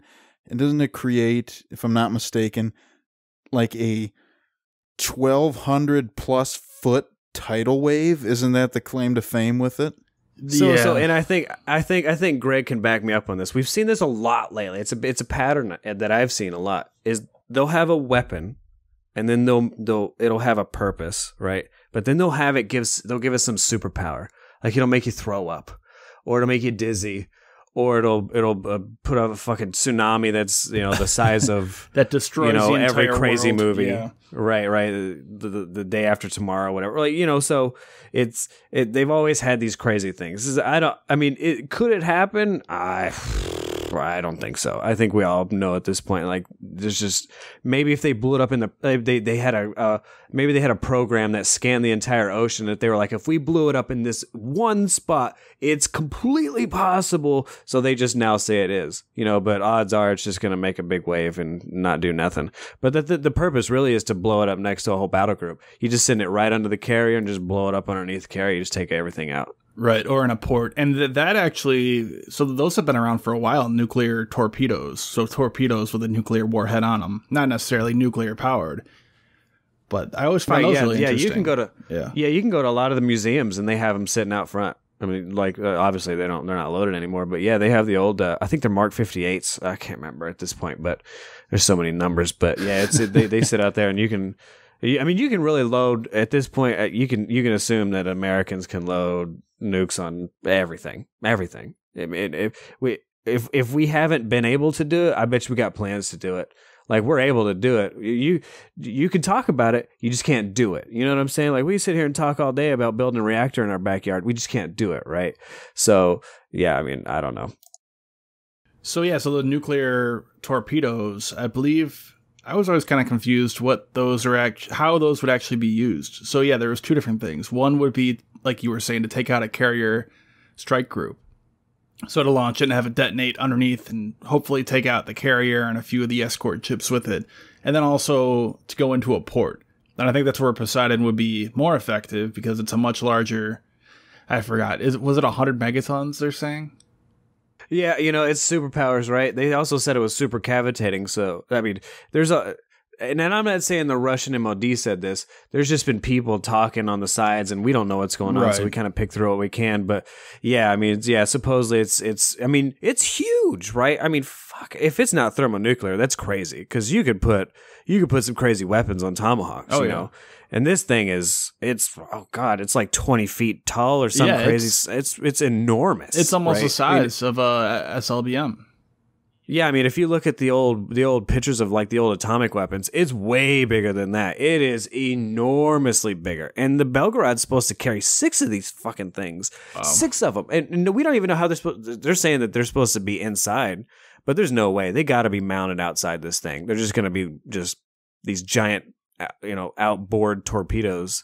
Like you used to see back in the day, they just load them on the outside and just launch them. Yeah. Just drop them and let them launch. So I'll play the video right now for anyone watching on YouTube. And if you're not, we're going to be uploading all these to YouTube. And along with it, I'm going to be putting some footage and some images and graphs and stuff to go along with what we're saying so you can have a better idea of what we're discussing. But in the animations that Russia released, they show the doors on the back of the submarine or on the top of the submarine opening up and this thing lifting up. So yeah, they're coming from inside. And then they're propelled, and it shows them weaving around, and then going up and hitting detonating in a port. So that's right. And if you're looking at the yellow one, that's the harpsichord. That's a little bit different. That one's a lot smaller. But there's another video where you see them supposedly using it. It's orange or something. I don't know, but yeah, I mean it's one of those things where it's a propaganda thing too, right? Oh, we got a nuclear weapon that's unmanned and can go anywhere and kill everybody, right? It's untouchable. Like, you can't touch that. Like, how are you going to stop that thing? There's almost no way, right? Especially if it's slow. Like, if it's nuclear powered, that thing can just go 5 knots to nowhere like everything else. And odds are, like, your acoustic systems aren't going to pick that thing up. I mean, it may take a week to get across the ocean to get there, but it'll fucking get there. You know, it'll just be super slow, super quiet the whole way, but it'll get there. You know, that thing is really scary. You know, if it actually works, you know, fucking who knows, man. Well, then, so there's been stuff coming out recently. I haven't looked in or read enough yet, but there have been a few reports coming out talking about Russia's nuclear-powered cruise missile and how it's ending up costing them a whole lot more than planned, and they might not be able to afford it. And other people saying that it's not going to be operational for at least another decade. So we could see some of the same, if those are true at least, we could see some of the same issues with the torpedo as well. Well, but think about it, right? It's deterrence. It's not necessarily, are you going to use it? Does it work? It's, I can say I have it. And you can't argue with me. So True. Now I have it. And you don't want to take that risk. We can't argue with them. Right. They got this crazy weapon now that we can't necessarily argue with. I mean, there's no real proof that it works. I mean, they ain't shown video worth of shit that shows anything that this thing works, right? But it's enough. It's enough for us to go, okay, they got something, right? And maybe it's complete horseshit. Maybe it's just a giant tube in some dude's warehouse. Sorry, I hit the mic in my rant, but it's a thing, and we got to deal with it now. And so what do we do with it? You know, is it propaganda? Is it bullshit? Or is it real? Like, is this thing like an actual weapon? I don't know. And I think that's the main thing. Like you said, this is a deterrent. From what I've been able to read on it, it's what they say, if it's an answer to our anti-missile defense. Right. And if they tested it, I think we would know, because it claims, I looked, it claims a 1,600-foot wave. Yeah. We would pick that up, right? I mean, along with all the other... Yeah. Somebody would notice that there was a 1,600-foot Hey, there used to be a wave. city here, and now it's gone. Yeah. And, but as you mentioned, possibly going slow, this thing, I guess it's supposed to go pretty fast. They claim 100 knots. And that's not too crazy, right? Torpedoes are pretty fucking quick, right? You know, you play cold waters, it's 80 knots or something like that, right? I mean, they're fast. They're quick. Yeah. Especially the newer ones. The heavyweight torpedoes are fast. Well, they got to be faster than the submarine, right? Yeah, to catch up with it. If you just, you can assume at this point that there's no submarine out there that's faster than 50 knots. No. So add another 30 on top of it, and you got them pretty quick.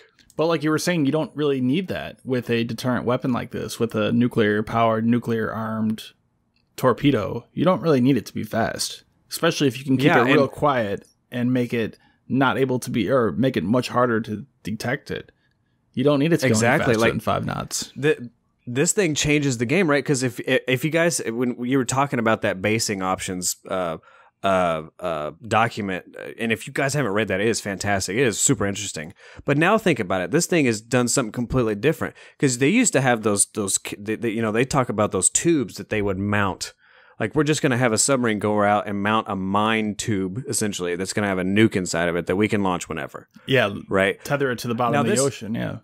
Right. Yeah. This thing can literally just go out there and go do 5 knots to nowhere and sit off the coast of somewhere in the middle of who knows where, off a coast of New York City. Right. And nobody's ever going to find that thing. How are you going to find that thing? You know, you just keep it away from the dredgers, and you can just sit a few of those things all over the ocean. And then you can recall them if you want. Like, these things have the option to come back without having to recover them. Like, these things have huge capabilities. Like, they completely changed the game, because they're small enough to hide. You could just sit them on the bottom of the ocean. You can't do that with ballistic missile submarines, because they got to be nuclear, and you can't put them on the bottom because they'll suck in all the dirt into the reactor systems. You can't just sit them on the bottom. So it is a huge game changer. Like, that thing is amazing, and it's crazy that we don't know if it even exists or works. Well, it comes with a lot of risk too, right? Like, if this thing crashed, or if it ran into something, or if they lose control of it, I mean, that could be pretty bad environmentally. Yeah, a lot. I mean, that could be real bad. Yeah, what happened with Zircon, right? Zircon, that's the nuclear-powered missile, right? Zircon is the hypersonic... that's a different weapon. Yeah, it's a hypersonic ship-launched missile. Oh, okay, I'm mixing them up. Yeah, but they're actually a nuclear-powered one right. that they launched near the Kola Peninsula or wherever it was. Yeah, it's always when it comes to nuclear-powered anything, you can always assume when it's Russia, it's always the Kola Peninsula. That place is just a crazy target ground for everything nuclear-powered, nuclear weapons, everything. You can always assume it's somewhere near there, right? They just nuked the shit out of that place, and so they lost it. Like they don't know what they did. It was like a month or two. They didn't even know where it was. You know, me and Intelopus were talking about it online, and he didn't even. We were trying to figure out where this thing was. It's crazy. Like they just lost the damn thing.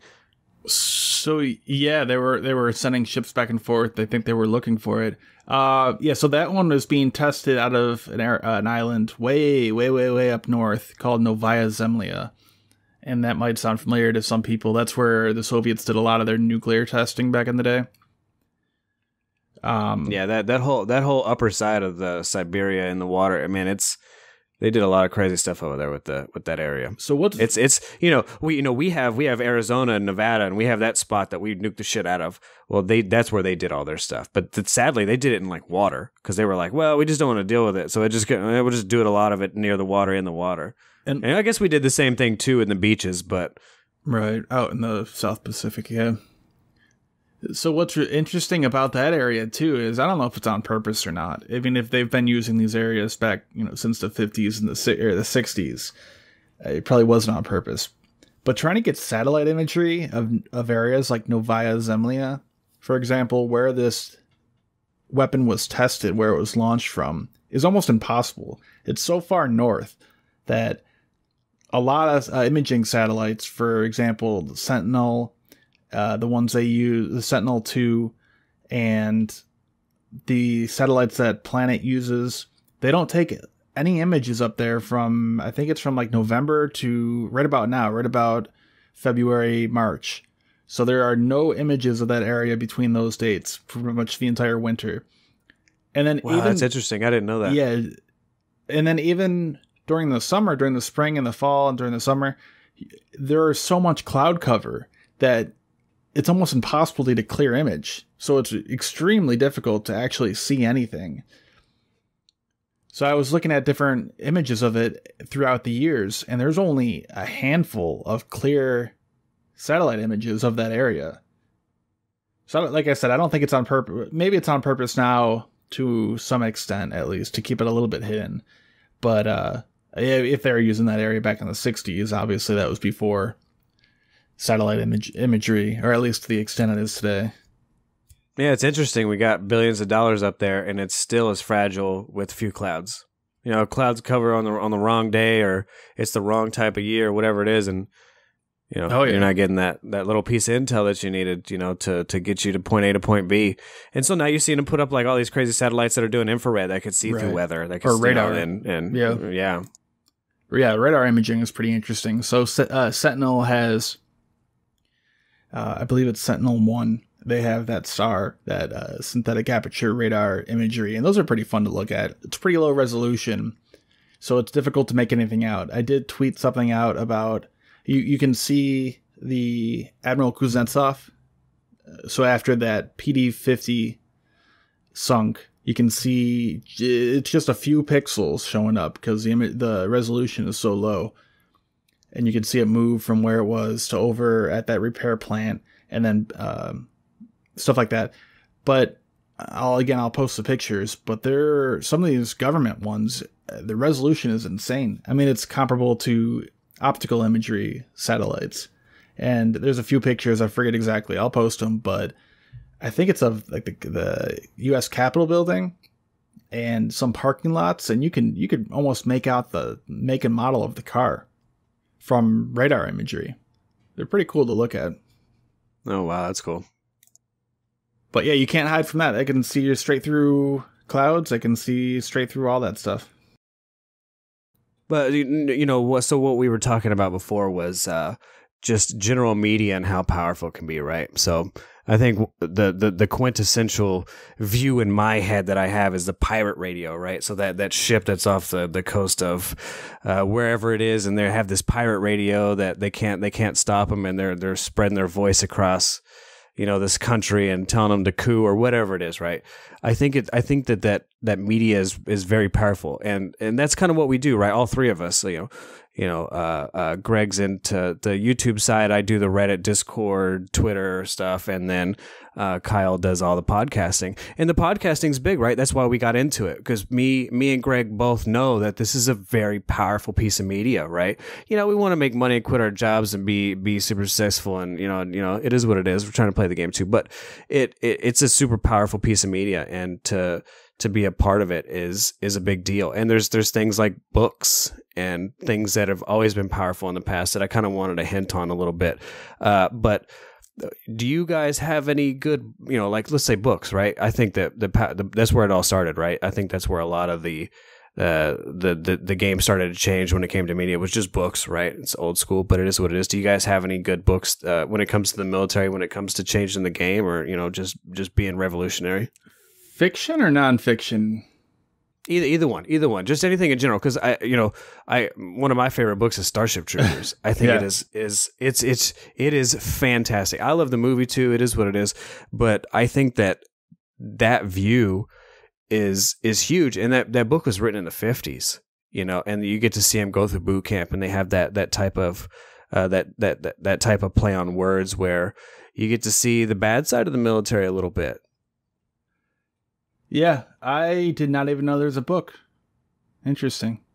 I've seen the movie. Oh yeah, Robert Heinlein, man, he's one of the big sci-fi legends. Yeah, it's a fan, and the book is fantastic. It's I'm not trying to be an asshole and say the book is better than the movie, because I love the movie. It is one of my favorite movies of all time. I love that movie. But the book is pretty good. Huh. It's good. So it's one of those required readings by the U.S. Army, I think, is from what I understand. They have like this book, this list of books they give officers, and they say, hey, look, these are the books. I don't know if they force them to read them. It's not part of their curriculum. I don't know, but they tell them, hey, like, these are like, if you want to learn the military, these are the books you should probably read. And they give them Starship Troopers as one? Yeah, that's one of them for sure. That's pretty great. So I'm looking at my bookshelf right now, right next to it here. 90% of it is all it's all real. It's all nonfiction. So stuff like, I have a book on the Iraq War, Submarines, A Century of Spies. Well, like last time we were talking about the new sponsor that we really want to have, right? Jane's, right? They have Jane's fighting ships. Yep. When it comes to the military, when you go on a boat, a ship, whatever it is, that's the book. Like, that's the one book that everybody talks about that has all that info in it and that intel, and it's huge. Well, it's funny. You can actually see that in The Hunt for Red October. In the background, you actually see Jane's fighting ships in the background. Oh, that's good product placement. Yeah. That's what we need. Right. Yeah. So I got Jane. I think I have. Let's see, 1, 2, 3, 4, 5, 6, 7 different Jane's books here. And those are the thick ones, the big ones. And I have a bunch of the magazines too. And then stuff like How to Make War. I have a couple different, another one of my guilty pleasures, or a hobby of mine, is anything related to space exploration, stuff like that. So I have a few books on Apollo missions. And then the only real fiction books I have are Tom Clancy, a couple other ones by people like Larry Bond, who I know worked close with Tom Clancy. Yeah, that's about it. Those are really the stuff I'm into. Yeah, what about you, Kyle? So, for the most part, I don't do a whole heck of a lot of reading, but some military-style books that I really have enjoyed. You ever heard of Generation Kill? No, I have not. It's a really great book about Marines in the Middle East, and HBO even did a miniseries on it, and somebody recommended I watch that show, and I liked the show so much that I read the book, which doesn't typically happen very often for me, but it's definitely a great read. The miniseries, is pretty much spot on when it comes to the book. Another one that is on my shelf, waiting to be read, is Blind Man's Bluff. Oh, I need to read that one. Yeah. Yeah, I've got that too. When I'm looking at my bookshelf, that's the first one that comes up right next to the computer is Blind Man's Bluff. It's fantastic. That's funny. We all have it then, huh? That's the thing though. I really wish I don't do enough reading, and I wish I could force myself to, because every time I do, I really enjoy it. But it's just so difficult when you have the internet and you have YouTube and you have all these videos and everything at your fingertips. I don't know. I find it hard to force myself to sit down and read. But when I do, I enjoy it. I just can't force myself to do it. Yeah, it's more work. It is. You got to imagine. And you got to think about stuff. It's not just like fed to your eyeballs. That's why YouTube is huge, man. Huge. You get huge numbers and huge reach because it's fed to you a lot easier. Yeah. It's a lot less work, and that's why books are so amazing, because you can fit so much information in there. And that's the disadvantage to movies, is you have to try to fit all this storyline into 2 hours. So we literally got to tell you an entire story over this 2 hours. We've been doing a podcast for almost an hour and 45 minutes now. Right. So yeah, try to fit a movie into there. We've just been bullshitting. So it's really difficult. You gotta try to play that medium. You know what I mean? And that's the thing I like too about podcasts. So if you watch the news or anything like that, even my YouTube channel videos to an extent, is you have to condense everything down into a short time span, right? Like my videos mostly tend to be around 10 minutes long, some are a little shorter. Most recently, they've been a little longer. But the podcast, it's nice, that long form, where you can actually go through and discuss this stuff and have conversations with it. So I know in the future we have some pretty interesting people lined up to be interviewed. And I think you get so much more out of talking to these people for 2-3 hours, however long is necessary. You can really get down into some of the details. Yeah, definitely. And so I'll kind of segue into I have a little bookshelf, and I was never really big into reading, and I kind of hit a wall really when it came to online, because I was trying to get so much Submarine content and trying to learn all this stuff, and you can only get so much online. It's just so hard to find Submarine content online. It's like trying to find stuff on China. It's just, you have to dig and dig, and that's one of the main reasons I built the community, was to help kind of bring this to me. So books, that's really where you have to go for a lot of real good Submarine content. And so I'll just kind of list the ones I have. I only have a few, but I have Blind Man's Bluff, and then I have The Death of the USS Thresher by Polmar, and then next to that I have the American Merchant Seaman's Manual. I think that was more of like a tabletop thing. And then I have The Taking of K-129 by Josh Dean, which I'll talk about in a minute. The Deadly Trade by Ian Ballantyne, which is a good history book of just submarines in general. And then a fantastic book is The Accessory to War by Neil deGrasse Tyson and Avis Lang. I don't know if you guys have read it. It's a really good book, and it's about how astrophysics was mixed in with the military and how they used it as part of how Christopher Columbus used eclipses as part of a weapon, like how they've used science as weapons and stuff. It's really interesting. And then I have Jane's, I don't have the good Jane's Fighting Ships. I got the Submarines War Beneath the Waves, which I think I got for like $20 somewhere at like a discount book. And then I got Warships Today. And then I have the Submarines book by the Naval Submarine League. So my favorite definitely being The Taking of K-129, though, out of all of those for sure. Yeah, that's a really interesting story. I just the level of cover-ups, and there's even rumors to be cover-ups of the cover-ups with that story. Yeah, definitely, and so he's gonna be on a future podcast for sure. But if you guys haven't heard about K-129, it's a story about a Russian submarine named obviously K-129 that they lost.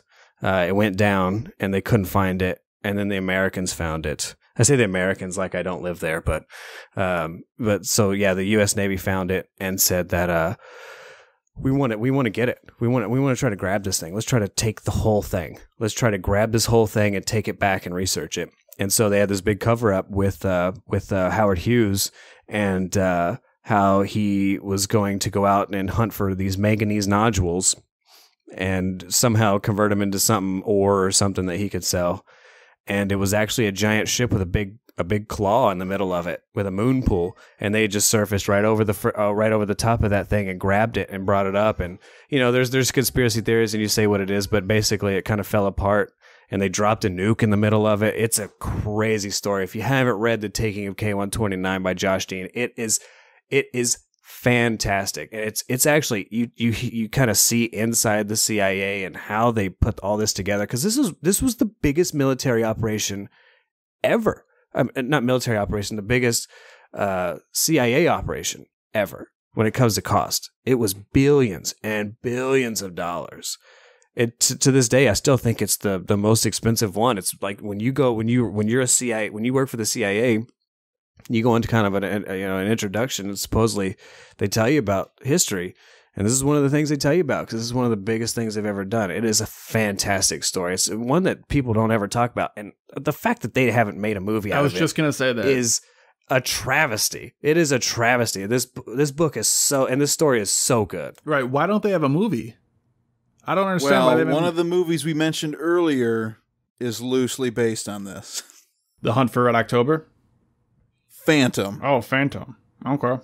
Is it really? They say it's loosely based on it, but I mean, it's just it doesn't go with anything of the, salvaging the boat or anything like that. So how is it based on it? I don't really know, but they say it is. Yeah, it's definitely, even if you just get on Wikipedia and just read the Wikipedia, it is really good. It's totally worth learning that story. Project Azorian, it's fantastic. Yeah, it is an interesting one. And just like you said, all the details with getting Howard Hughes, who was famous for being a film director, and then he built the aircraft, right? That Spruce Goose, if I remember right. Yeah, he had the Howard. I think it was the Howard Hughes Company, or I think it was just something general like that, where they built the Spruce Goose, and then he started building. He got tied up in the military and started building military stuff for a long time, and then I think he just started building general parts, if I remember right, for a long time. But yeah, I mean, when he was at his heyday, when he was in his kind of like just rolling into his crazy phase, that's when they were like, he's perfect. He don't want to be in the limelight. He is fantastic. And he's the only one that could pull this off. And he was like, yeah, sure, whatever. Who knows what he was doing back in those days. But he was so eccentric that people believe that this is something he might do, build this ridiculously large ship, that Glomar Explorer, and then try to go mine these minerals or whatever. What was it? What was the cover story for it? So he was gonna go mine manganese nodules, and it was the only type of ship that made sense for how big it was, because he was gonna have this big claw arm in the middle of it with a moon pool. Well, that was the only thing I think at the time that made sense. You'd have to ask. We'll ask Josh when we have him on here for sure. But yeah, I think that was kind of the idea, was just to pull up these nodules, which was new back in the day. It was like this big. They had this big mining boom kind of propaganda that went around saying that these manganese nodules were going to like change the game. So everybody was buying into it, and he was like, well, let's use this as the cover for it. That would be so great to be that eccentric and different, that the CIA wants to use you as the main story for the cover up. How do we get to that level? Yeah, we'll be there one day, gentlemen. Though. Okay, good. So when all you guys get your conspiracy theories ready, because we're gonna be a part of it. It's gonna be all I like being the behind the scenes guy a little more. I don't know if you guys can have that job. Yeah, fair enough. I'll do my best.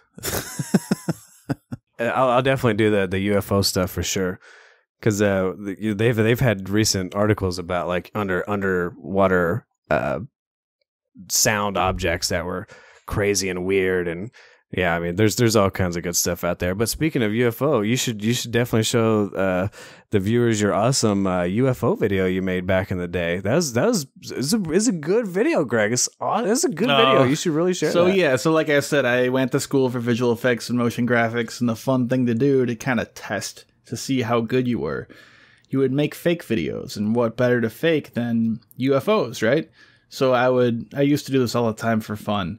I would make a fake, I'd go film outside in the sky, and then on the computer I'd put in a UFO flying through the clouds or whatever, and then you show it to people and you try to convince them. So a lot of the videos out there on YouTube are fake, and some of them probably are mine.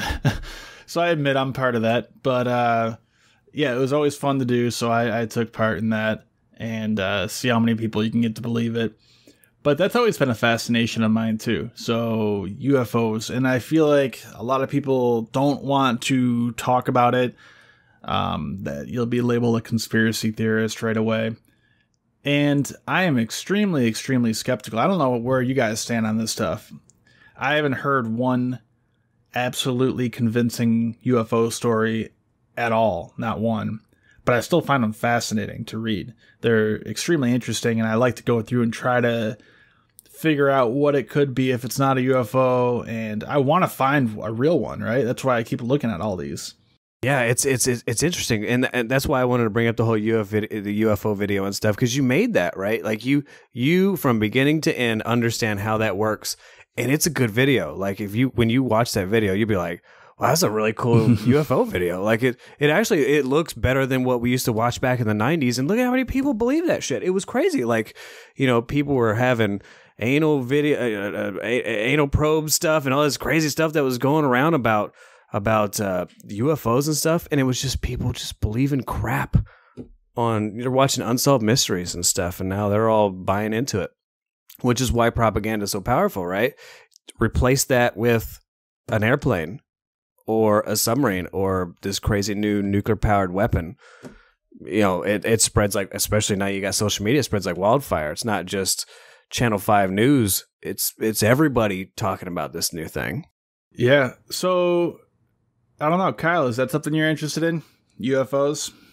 It's something I'm, I guess, interested in, but like you said, I've never heard a convincing argument really on it, or its story, I guess, but I'm trying to think. This has been years ago since I've watched this, but I think it was an episode of that show, Ancient Aliens. You guys familiar with that at all? Who isn't, right? Oh, yeah, definitely. Everybody, if you don't know it, everybody knows the meme of that guy with the crazy hair. You're like, are you sure it wasn't aliens? But something I thought was really interesting is they were going around talking about all the ancient civilizations like Egypt, the Mayans, the Aztecs, and all this type of stuff. And there's all these certain similarities in the history and the hieroglyphics and stuff. And one thing that they pointed out were there were these things in each of them that kind of looked like they could have been like modern day fighter jets or something like that, or something in the sky. I think I know what you're talking about. Huge. Yeah. I think it was the very first episode they ever did. Right. So, and then my better half was just like, we're not watching this. So. Well, it's funny. It's kind of like how people look up into the sky and you look at the clouds and you'll see an ice cream cone, or you'll see a face or whatever, stuff like that. I think your mind will try to make sense of and try to find patterns and images that are not actually there. Like with that, I believe the one that looked like a helicopter, the hieroglyph. Yeah. So I think it's kind of funny that these people claim it's some sort of evidence that there were UFOs or something, but that never really made sense to me. So the UFOs back 4,000 years ago flew around in Black Hawk helicopters. Like what? I don't know. Then we're on to time travel. We're on to something totally different. Yeah, like it looks. Yeah, back. No, it looks like that. I think we see that because that's what we know today. I don't know. It's weird. It is true. We're looking at it and perceiving it as what we know and saying, oh, this must have been what they were meaning. Right. I lived in Grand Prairie. They were testing here in Texas. They were testing the one of the stealth bombers, and nobody knew what it was. Like, it was never really like formally released at the time. This was like early 90s, late 80s.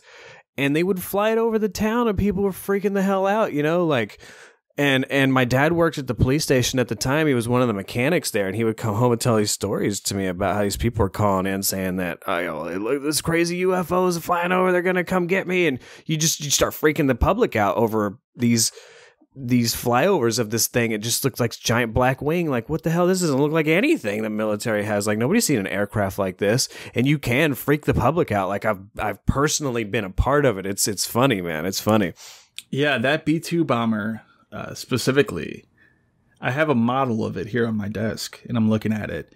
And from the right angles, you can kind of see why some people might have thought it was a UFO. If you're looking straight on at it, I mean, it's a large flying wing, so it has no vertical stabilizers or anything like that.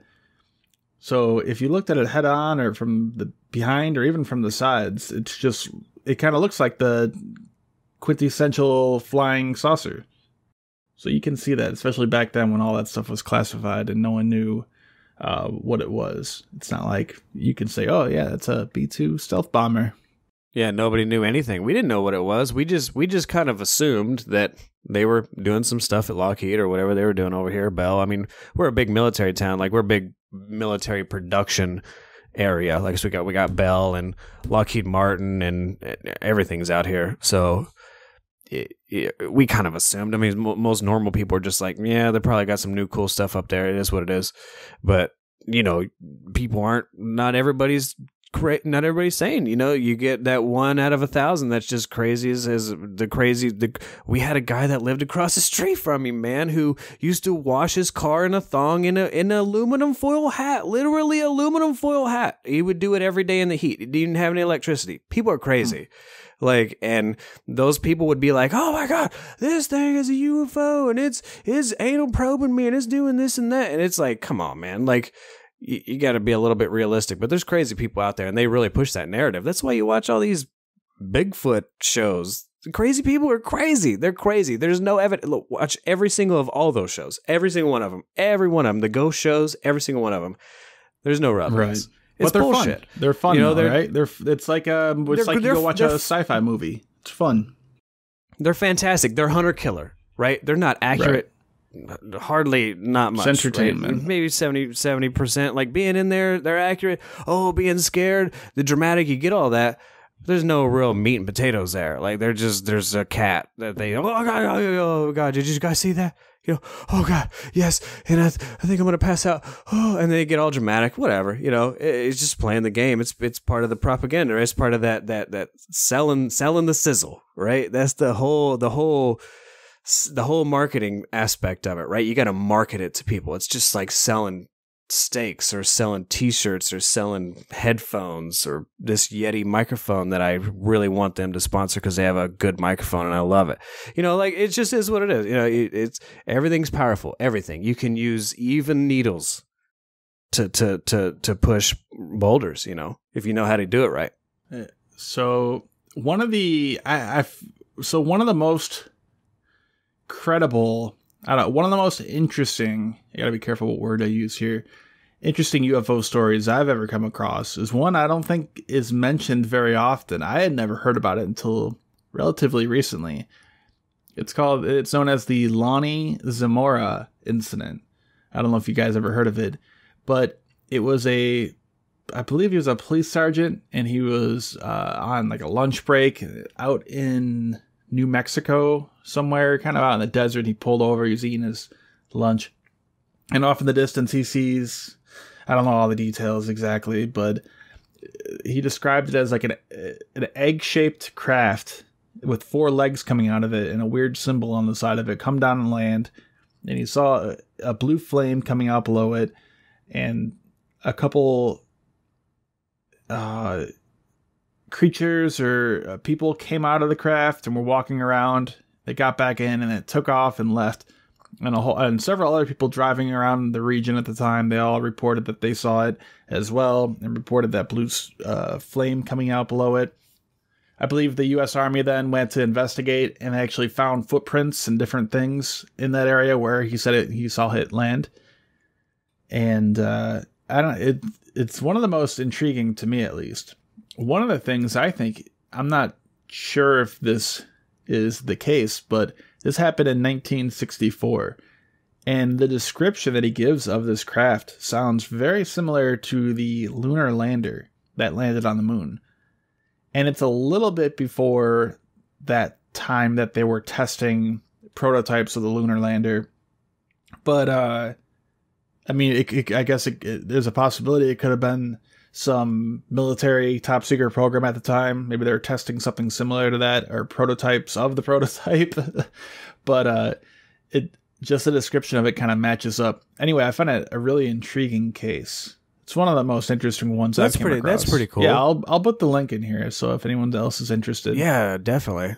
Yeah, definitely. Because I know, like SpaceX. I haven't watched a lot of old footage of NASA stuff. I probably should, but like SpaceX. When they do tests of their craft, and they don't necessarily do them in the middle of nowhere. But we used to just do stuff in the middle of nowhere, just assuming nobody was there. But man, people love to wander. You know what I mean? Like, there's a guy that wants to go off in the middle of nowhere and just live in an RV. Like, people love doing that stuff, and a lot of people just assume they're not there, especially back in the day. So you had that one guy who probably it's possible he could have seen the lunar lander. Like, why not? That's a perfect place to do it. It's a perfect place to test it. And he could have just been a guy out there and had, nobody knew what that was. You're talking, we've never landed on the moon. The rockets are new. Nobody knows none of that stuff. It's an alien. That's all he knows is an alien. And I think that's super interesting. That's probably the best. Well, the best story I've heard. Yeah, so I far. think it's also interesting because the guy never claimed it. He didn't claim. So it was a sergeant. It was Lonnie Zamora.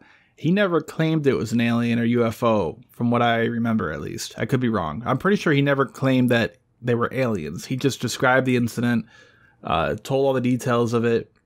He wasn't trying to say that, it was aliens here, it was this or that. He was just trying to describe what he saw and what he experienced. So that makes it more believable to me to an extent. Like, they're not trying to push a story or an agenda or anything. Right. Yeah, I think that's part of living in near a naval base or near a base or a near a research facility or whatever. Like, you just kind of, I don't know, they got some weird stuff going on out there. Like, I don't know, they're just keeping the country safe, doing this stuff that they can't talk about. And there's a lot of it. It's just part of the game, Yeah, so this would have taken place, let's see, I was looking at it right now, and it was New Mexico, so it wasn't too far away from White Sands missile range. And I believe White Sands was active back then. Yeah. Yeah, you hear, obviously, Area 51, right? You hear about areas. Well, those areas were research facilities. Those were areas that they were doing a lot of aircraft research and trying to figure out how to use aluminum and all this new stuff and titanium and how to do all these weird things. And, they're, like, I hate to say it, but engineers love sci-fi stuff, and they're just going off. Some guys are just going off old comic books. Like, let's try this saucer and see if it works. It's possible that people actually saw flying saucers back in the day, and we just got rid of it and you never heard about it as a military weapon. Well, it being aliens just seems ridiculous to me. Like, they have all this technology. They can come all the way across the galaxy, but they're just gonna grab people up. Like, they can scan everything in the universe, but they need to stick stuff up your butt. That makes no sense to me. Yeah. Like, they just seems so dumb, and I think a lot of it is just the military going, man, just let them believe whatever they want. Who cares? As long as they don't know it's what we're doing, right. They can believe it's UFOs all they want. If they think it's cows, if they think it's, crazy, it's trimmers. Like, this trimmers is now a thing. Like, who cares? Like, whatever they believe, just let it play. And it's part of media, right? Maybe there's somebody out in the town going, oh yeah, it's aliens. That's what it is. Yeah, you know what? I think it's alien. There could be a guy in the town spreading that. I'm not trying to be a conspiracy theorist at all, but it's part of the game, right? It's how you play. It's how you play the media. It's how you play the people, right? What they hear is what they believe a lot of the times, especially back in the day. Well, yeah, I think that's the interesting thing, right? Like, I think that's, so if these aliens are coming all the way from another, we're pretty sure there's no other life forms in this solar system, at least. So they have to be coming from another solar system somewhere, another star, or even another galaxy or whatever. They come all the way here, but they're gonna make some crop circles in Nebraska somewhere out in a random farm, or they're just going to appear for one random person. They're going to come down and talk to them, or I don't know. It just seems so absurd and so unlikely that I can't believe any of that stuff. I think we don't even have any evidence that they exist, let alone that this is an alien that we're seeing, or it is a spaceship from another galaxy. So to claim that stuff right away, you need a lot of evidence to actually make me believe that. Right, think about it. Like, we're teasing cloak technology. You know, like, why would you even see them? This just seems so ridiculous. I mean, I'm not saying they're not. They may be up there right now. We just don't know it. But you're never gonna see them. Like, they're just gonna be drones. Like, why would they even send aliens? That seems so ridiculous to me. So I think that type of mentality is just a really small view of what's going on. It's just, you just gotta see the big picture in life. You know what I mean? And in the military, if you don't see the big picture and you just target on this one base doing this one thing, you can come up with a lot of crazy stuff. And that's what I think. I think there's something that draws people in. I think people are drawn toward thinking that they are more important, or that they have some secret knowledge, or that they are smarter than other people. Believing in this or believing in that. So we see it with all the flat earthers, right? Every time I talk about in a YouTube video, I'm talking about radar and how it's limited. A lot of them are limited to the horizon. So if something is below the horizon, you can't pick it up on radar. So anti-ship missiles are one good example. They fly real close to the surface of the water so that the enemy ship cannot pick them up on radar and know they're coming until they get up over the horizon, which is usually 10 to 20 miles away, depending on different factors. But I always get comments on my videos about flat earthers, and I think that's the attraction to it. I think a lot of them just like that idea of, you know, they're one of the few people who really know the truth, and there's some weird thing that draws people to that. It's got to be something psychological. Yeah, they're the enlightened ones, and you guys don't know what you're talking about. I'm the special person that knows what's going on. Same thing with UFOs and we live it. Everything. It's crazy, right? Snipers, anything dealing with radar, submarines, anything that navigates. We deal with this stuff every day. Like our systems would not work. We would just run into dirt, or nothing. GPS satellites, absolutely nothing would work if the world wasn't round. It doesn't make any sense. Like, we practiced it every day. We had to follow these rules. If we didn't, we lost. Like, if we were to put in flat earth equations into radar, right? Well, now all of a sudden you can basically see radar as far as the energy goes, right? There's no horizon. There's no hiding spot behind the curve. Well, but you can't. It just doesn't work that way. There's nothing there.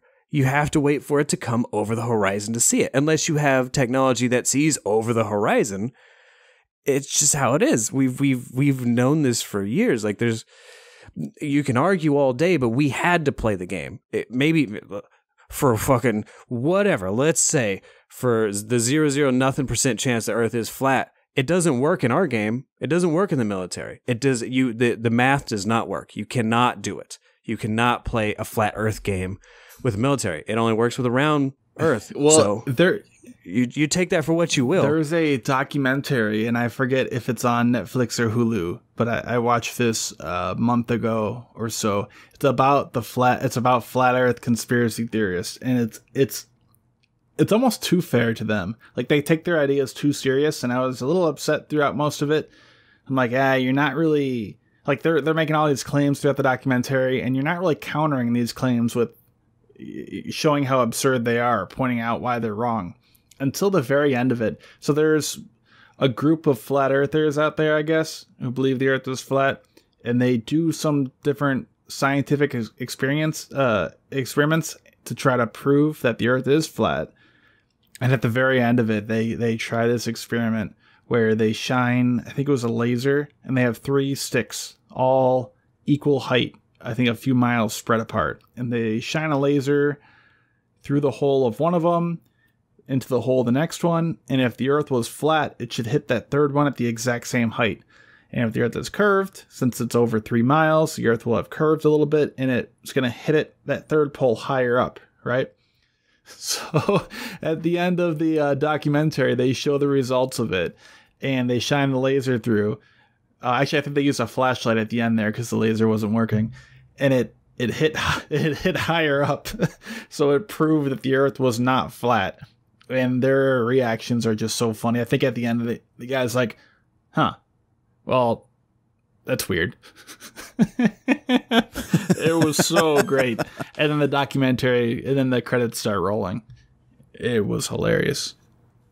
Oh my god! It's all about the end, right? It just okay, maybe it doesn't make sense. Goodbye. So let me get this straight. We are all round earthers here? I believe so. I don't know. We haven't heard your view yet. Well, I'm feeling a little, backed into a corner now. So, just kidding. Oh, what did we uncover? I'm weirder than you thought. No, but to bring it back, it's you can sell anything. You can sell anything. There is a point in someone's life where they become really gullible to information.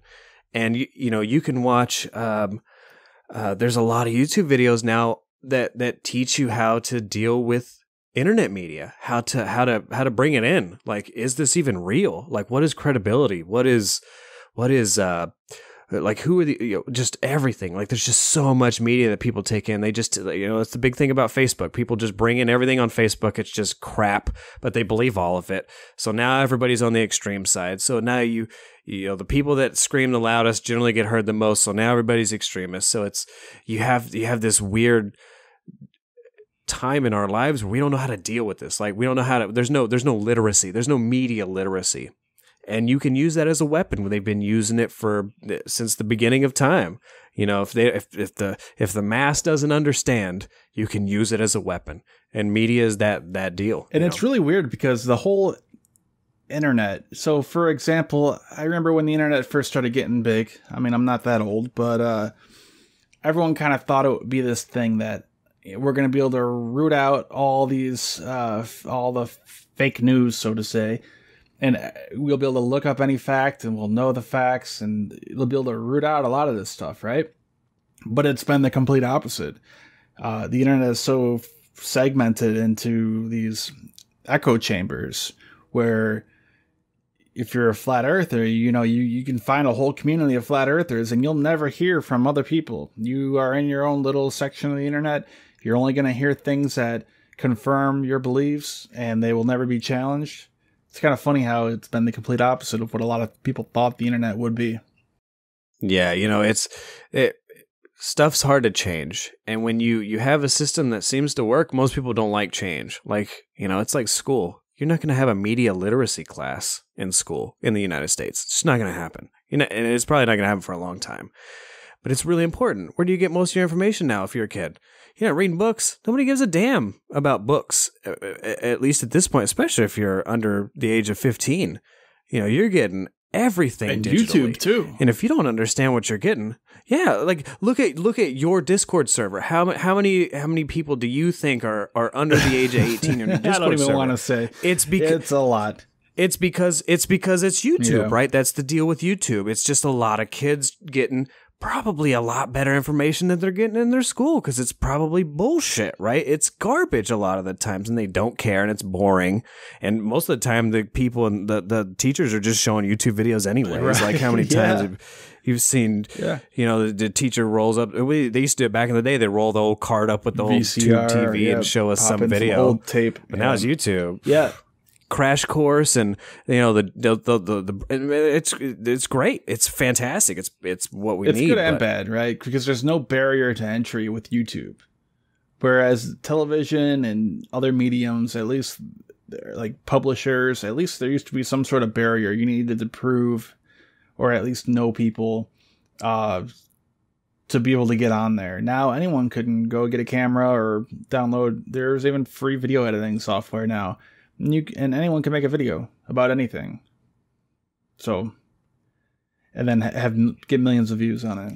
And anybody can target your videos, right? Now there's this whole kind of like war going on YouTube where, you can go into the comments and you can just have people flood the comments with crap. And now they're going to demonetize your video, right? Like that's one of the deals that's happened lately, right? Am I wrong about that? Yeah, it's always a concern. And then I have, yeah. So yeah, it's always a concern, and YouTube hasn't been very transparent on this stuff. For example, there was a story going around a couple of weeks ago, I guess over a month, maybe 2 months ago now. Man, time's going fast. But it was some sort of child, like pedophilia stuff going in, child pornography, like weird, disgusting stuff on YouTube. And it was disgusting. But anyway, YouTube tends to overreact to some of this stuff. So in order to stop all the advertisers who are fleeing from advertising on YouTube because of this stuff, they'll tend to take too much of a drastic action to try to save those. And then that action that they take has side effects, which affect other people. Like, I don't have anything to do with that stuff, obviously, but some of the side effects could end up hurting me. But I understand to an extent. I mean, they are kind of stuck in the middle, right? Like, they're going to get harassed and insulted, and people are going to attack them for saying that they're against freedom of speech and that they're hurting creators, or they're against this group or that group. And then they're also going to take it from the other side, from the advertisers pulling their ads out. So they're kind of in a no-win situation. And I have some, I kind of feel bad for them. I can understand that. I have some sympathy for them in that respect. But yeah, it's always a concern, though. Yeah, it's part of the chessboard, and people can use that as a way to target you. In maybe, like we're not trying to push any narrative, but maybe you are. Maybe you are that person out there trying to push that side. Now somebody can target you, and now there's this kind of like weird battle going on YouTube because of the way the game's set up.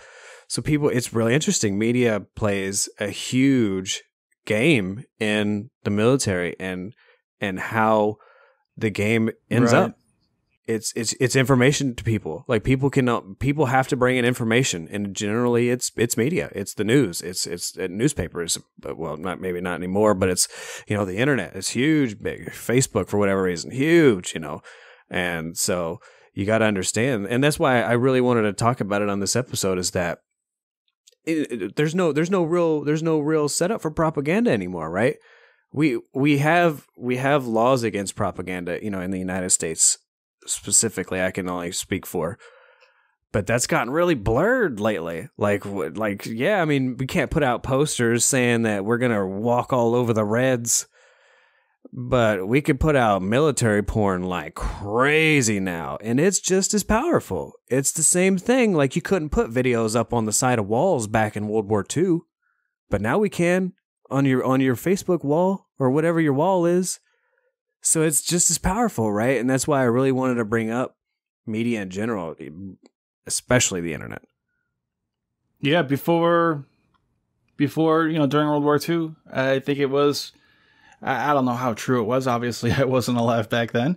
But in movies, you'll see during World War II, couples or whatever, they'll be going to go see a movie. And before the movie, they'll play a reel, that was released from the government of how the war is going, right, in Europe. And that was really where people got their news from. It was all government sources. And now it's anyone, which is good and bad. Anyone can report stuff like right away. We don't have to trust what we're hearing from the government on what's going on in Syria, what happened, what didn't happen.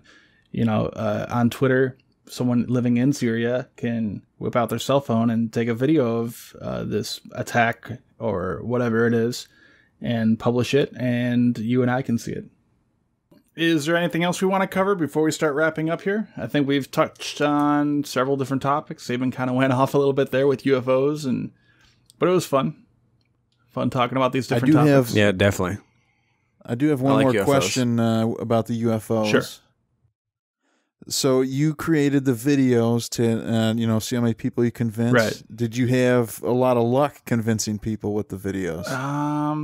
It's hard to tell. Yeah, I definitely did convince some people, but once you show enough of your friends and they know you do this stuff, it doesn't really work anymore. But then there's stuff like YouTube. All you need is one. Yeah. Yep. That's interesting. Was it like certain people? Was it like your older family members, or was there somebody that was a little bit more susceptible to it? I don't know. And some of them don't even care. They're like, "Oh yeah, all right, whatever." So I had a YouTube channel way back in the day. I think on my personal YouTube channel, I created it in 2005.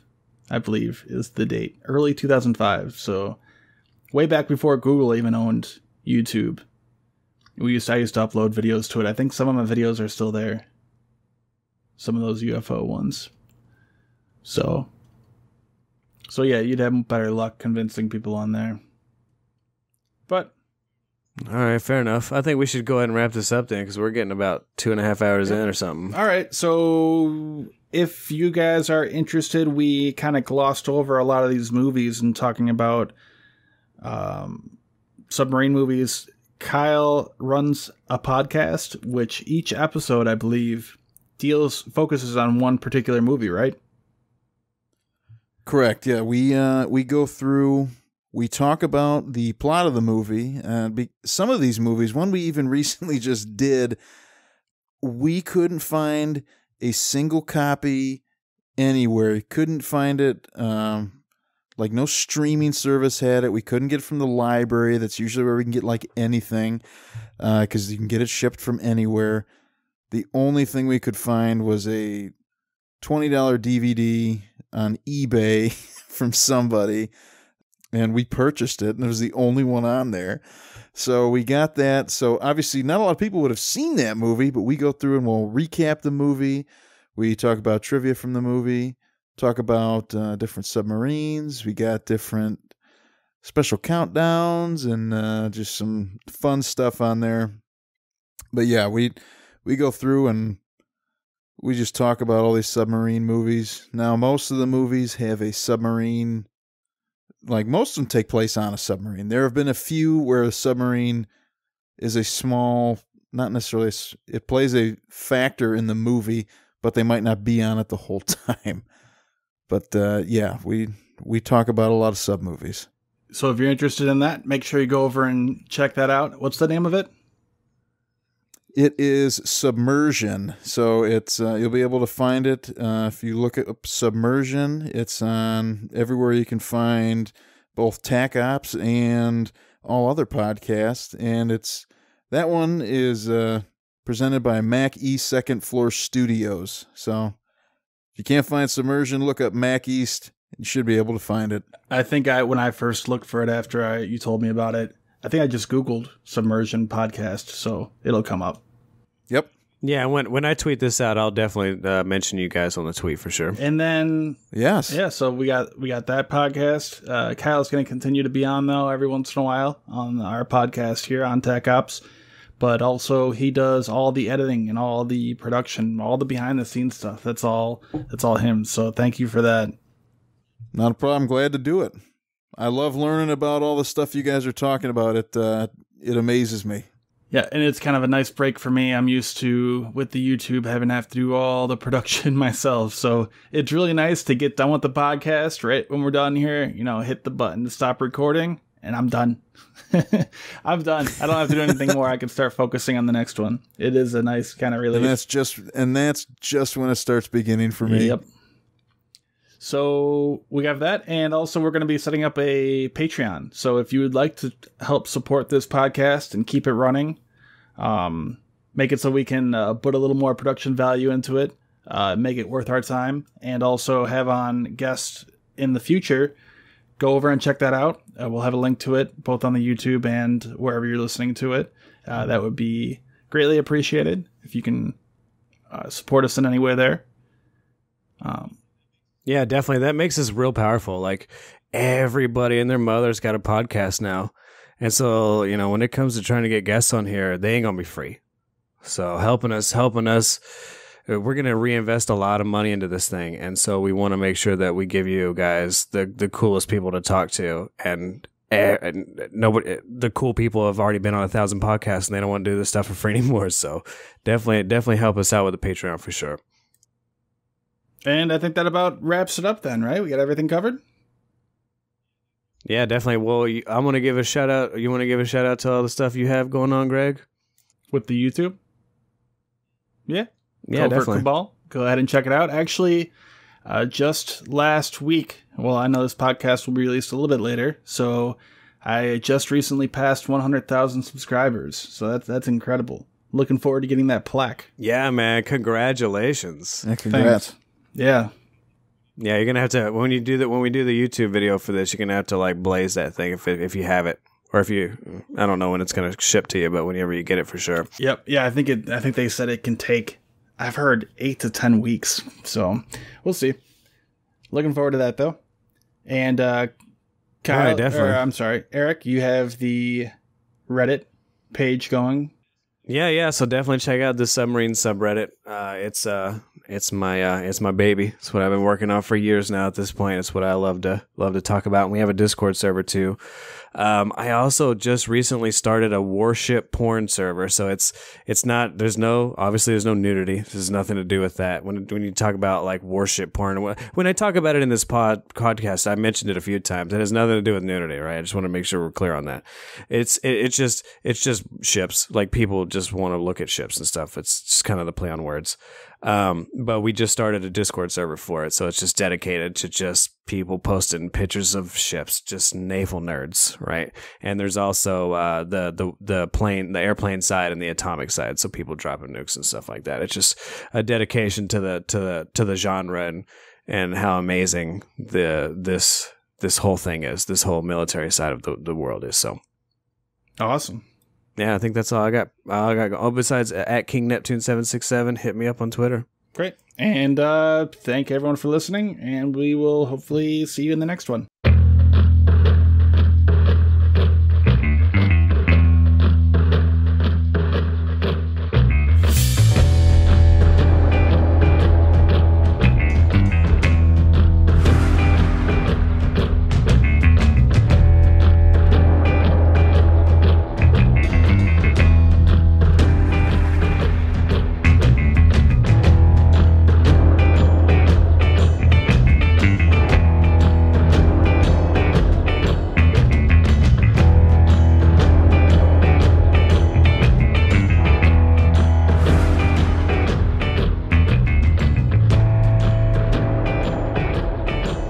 Tech Ops is owned and operated by hosts Eric M. and Greg R., along with producer Kyle Smith. Copyright 2019. Music by Kevin MacLeod. Twisted. Creative Commons 3.0.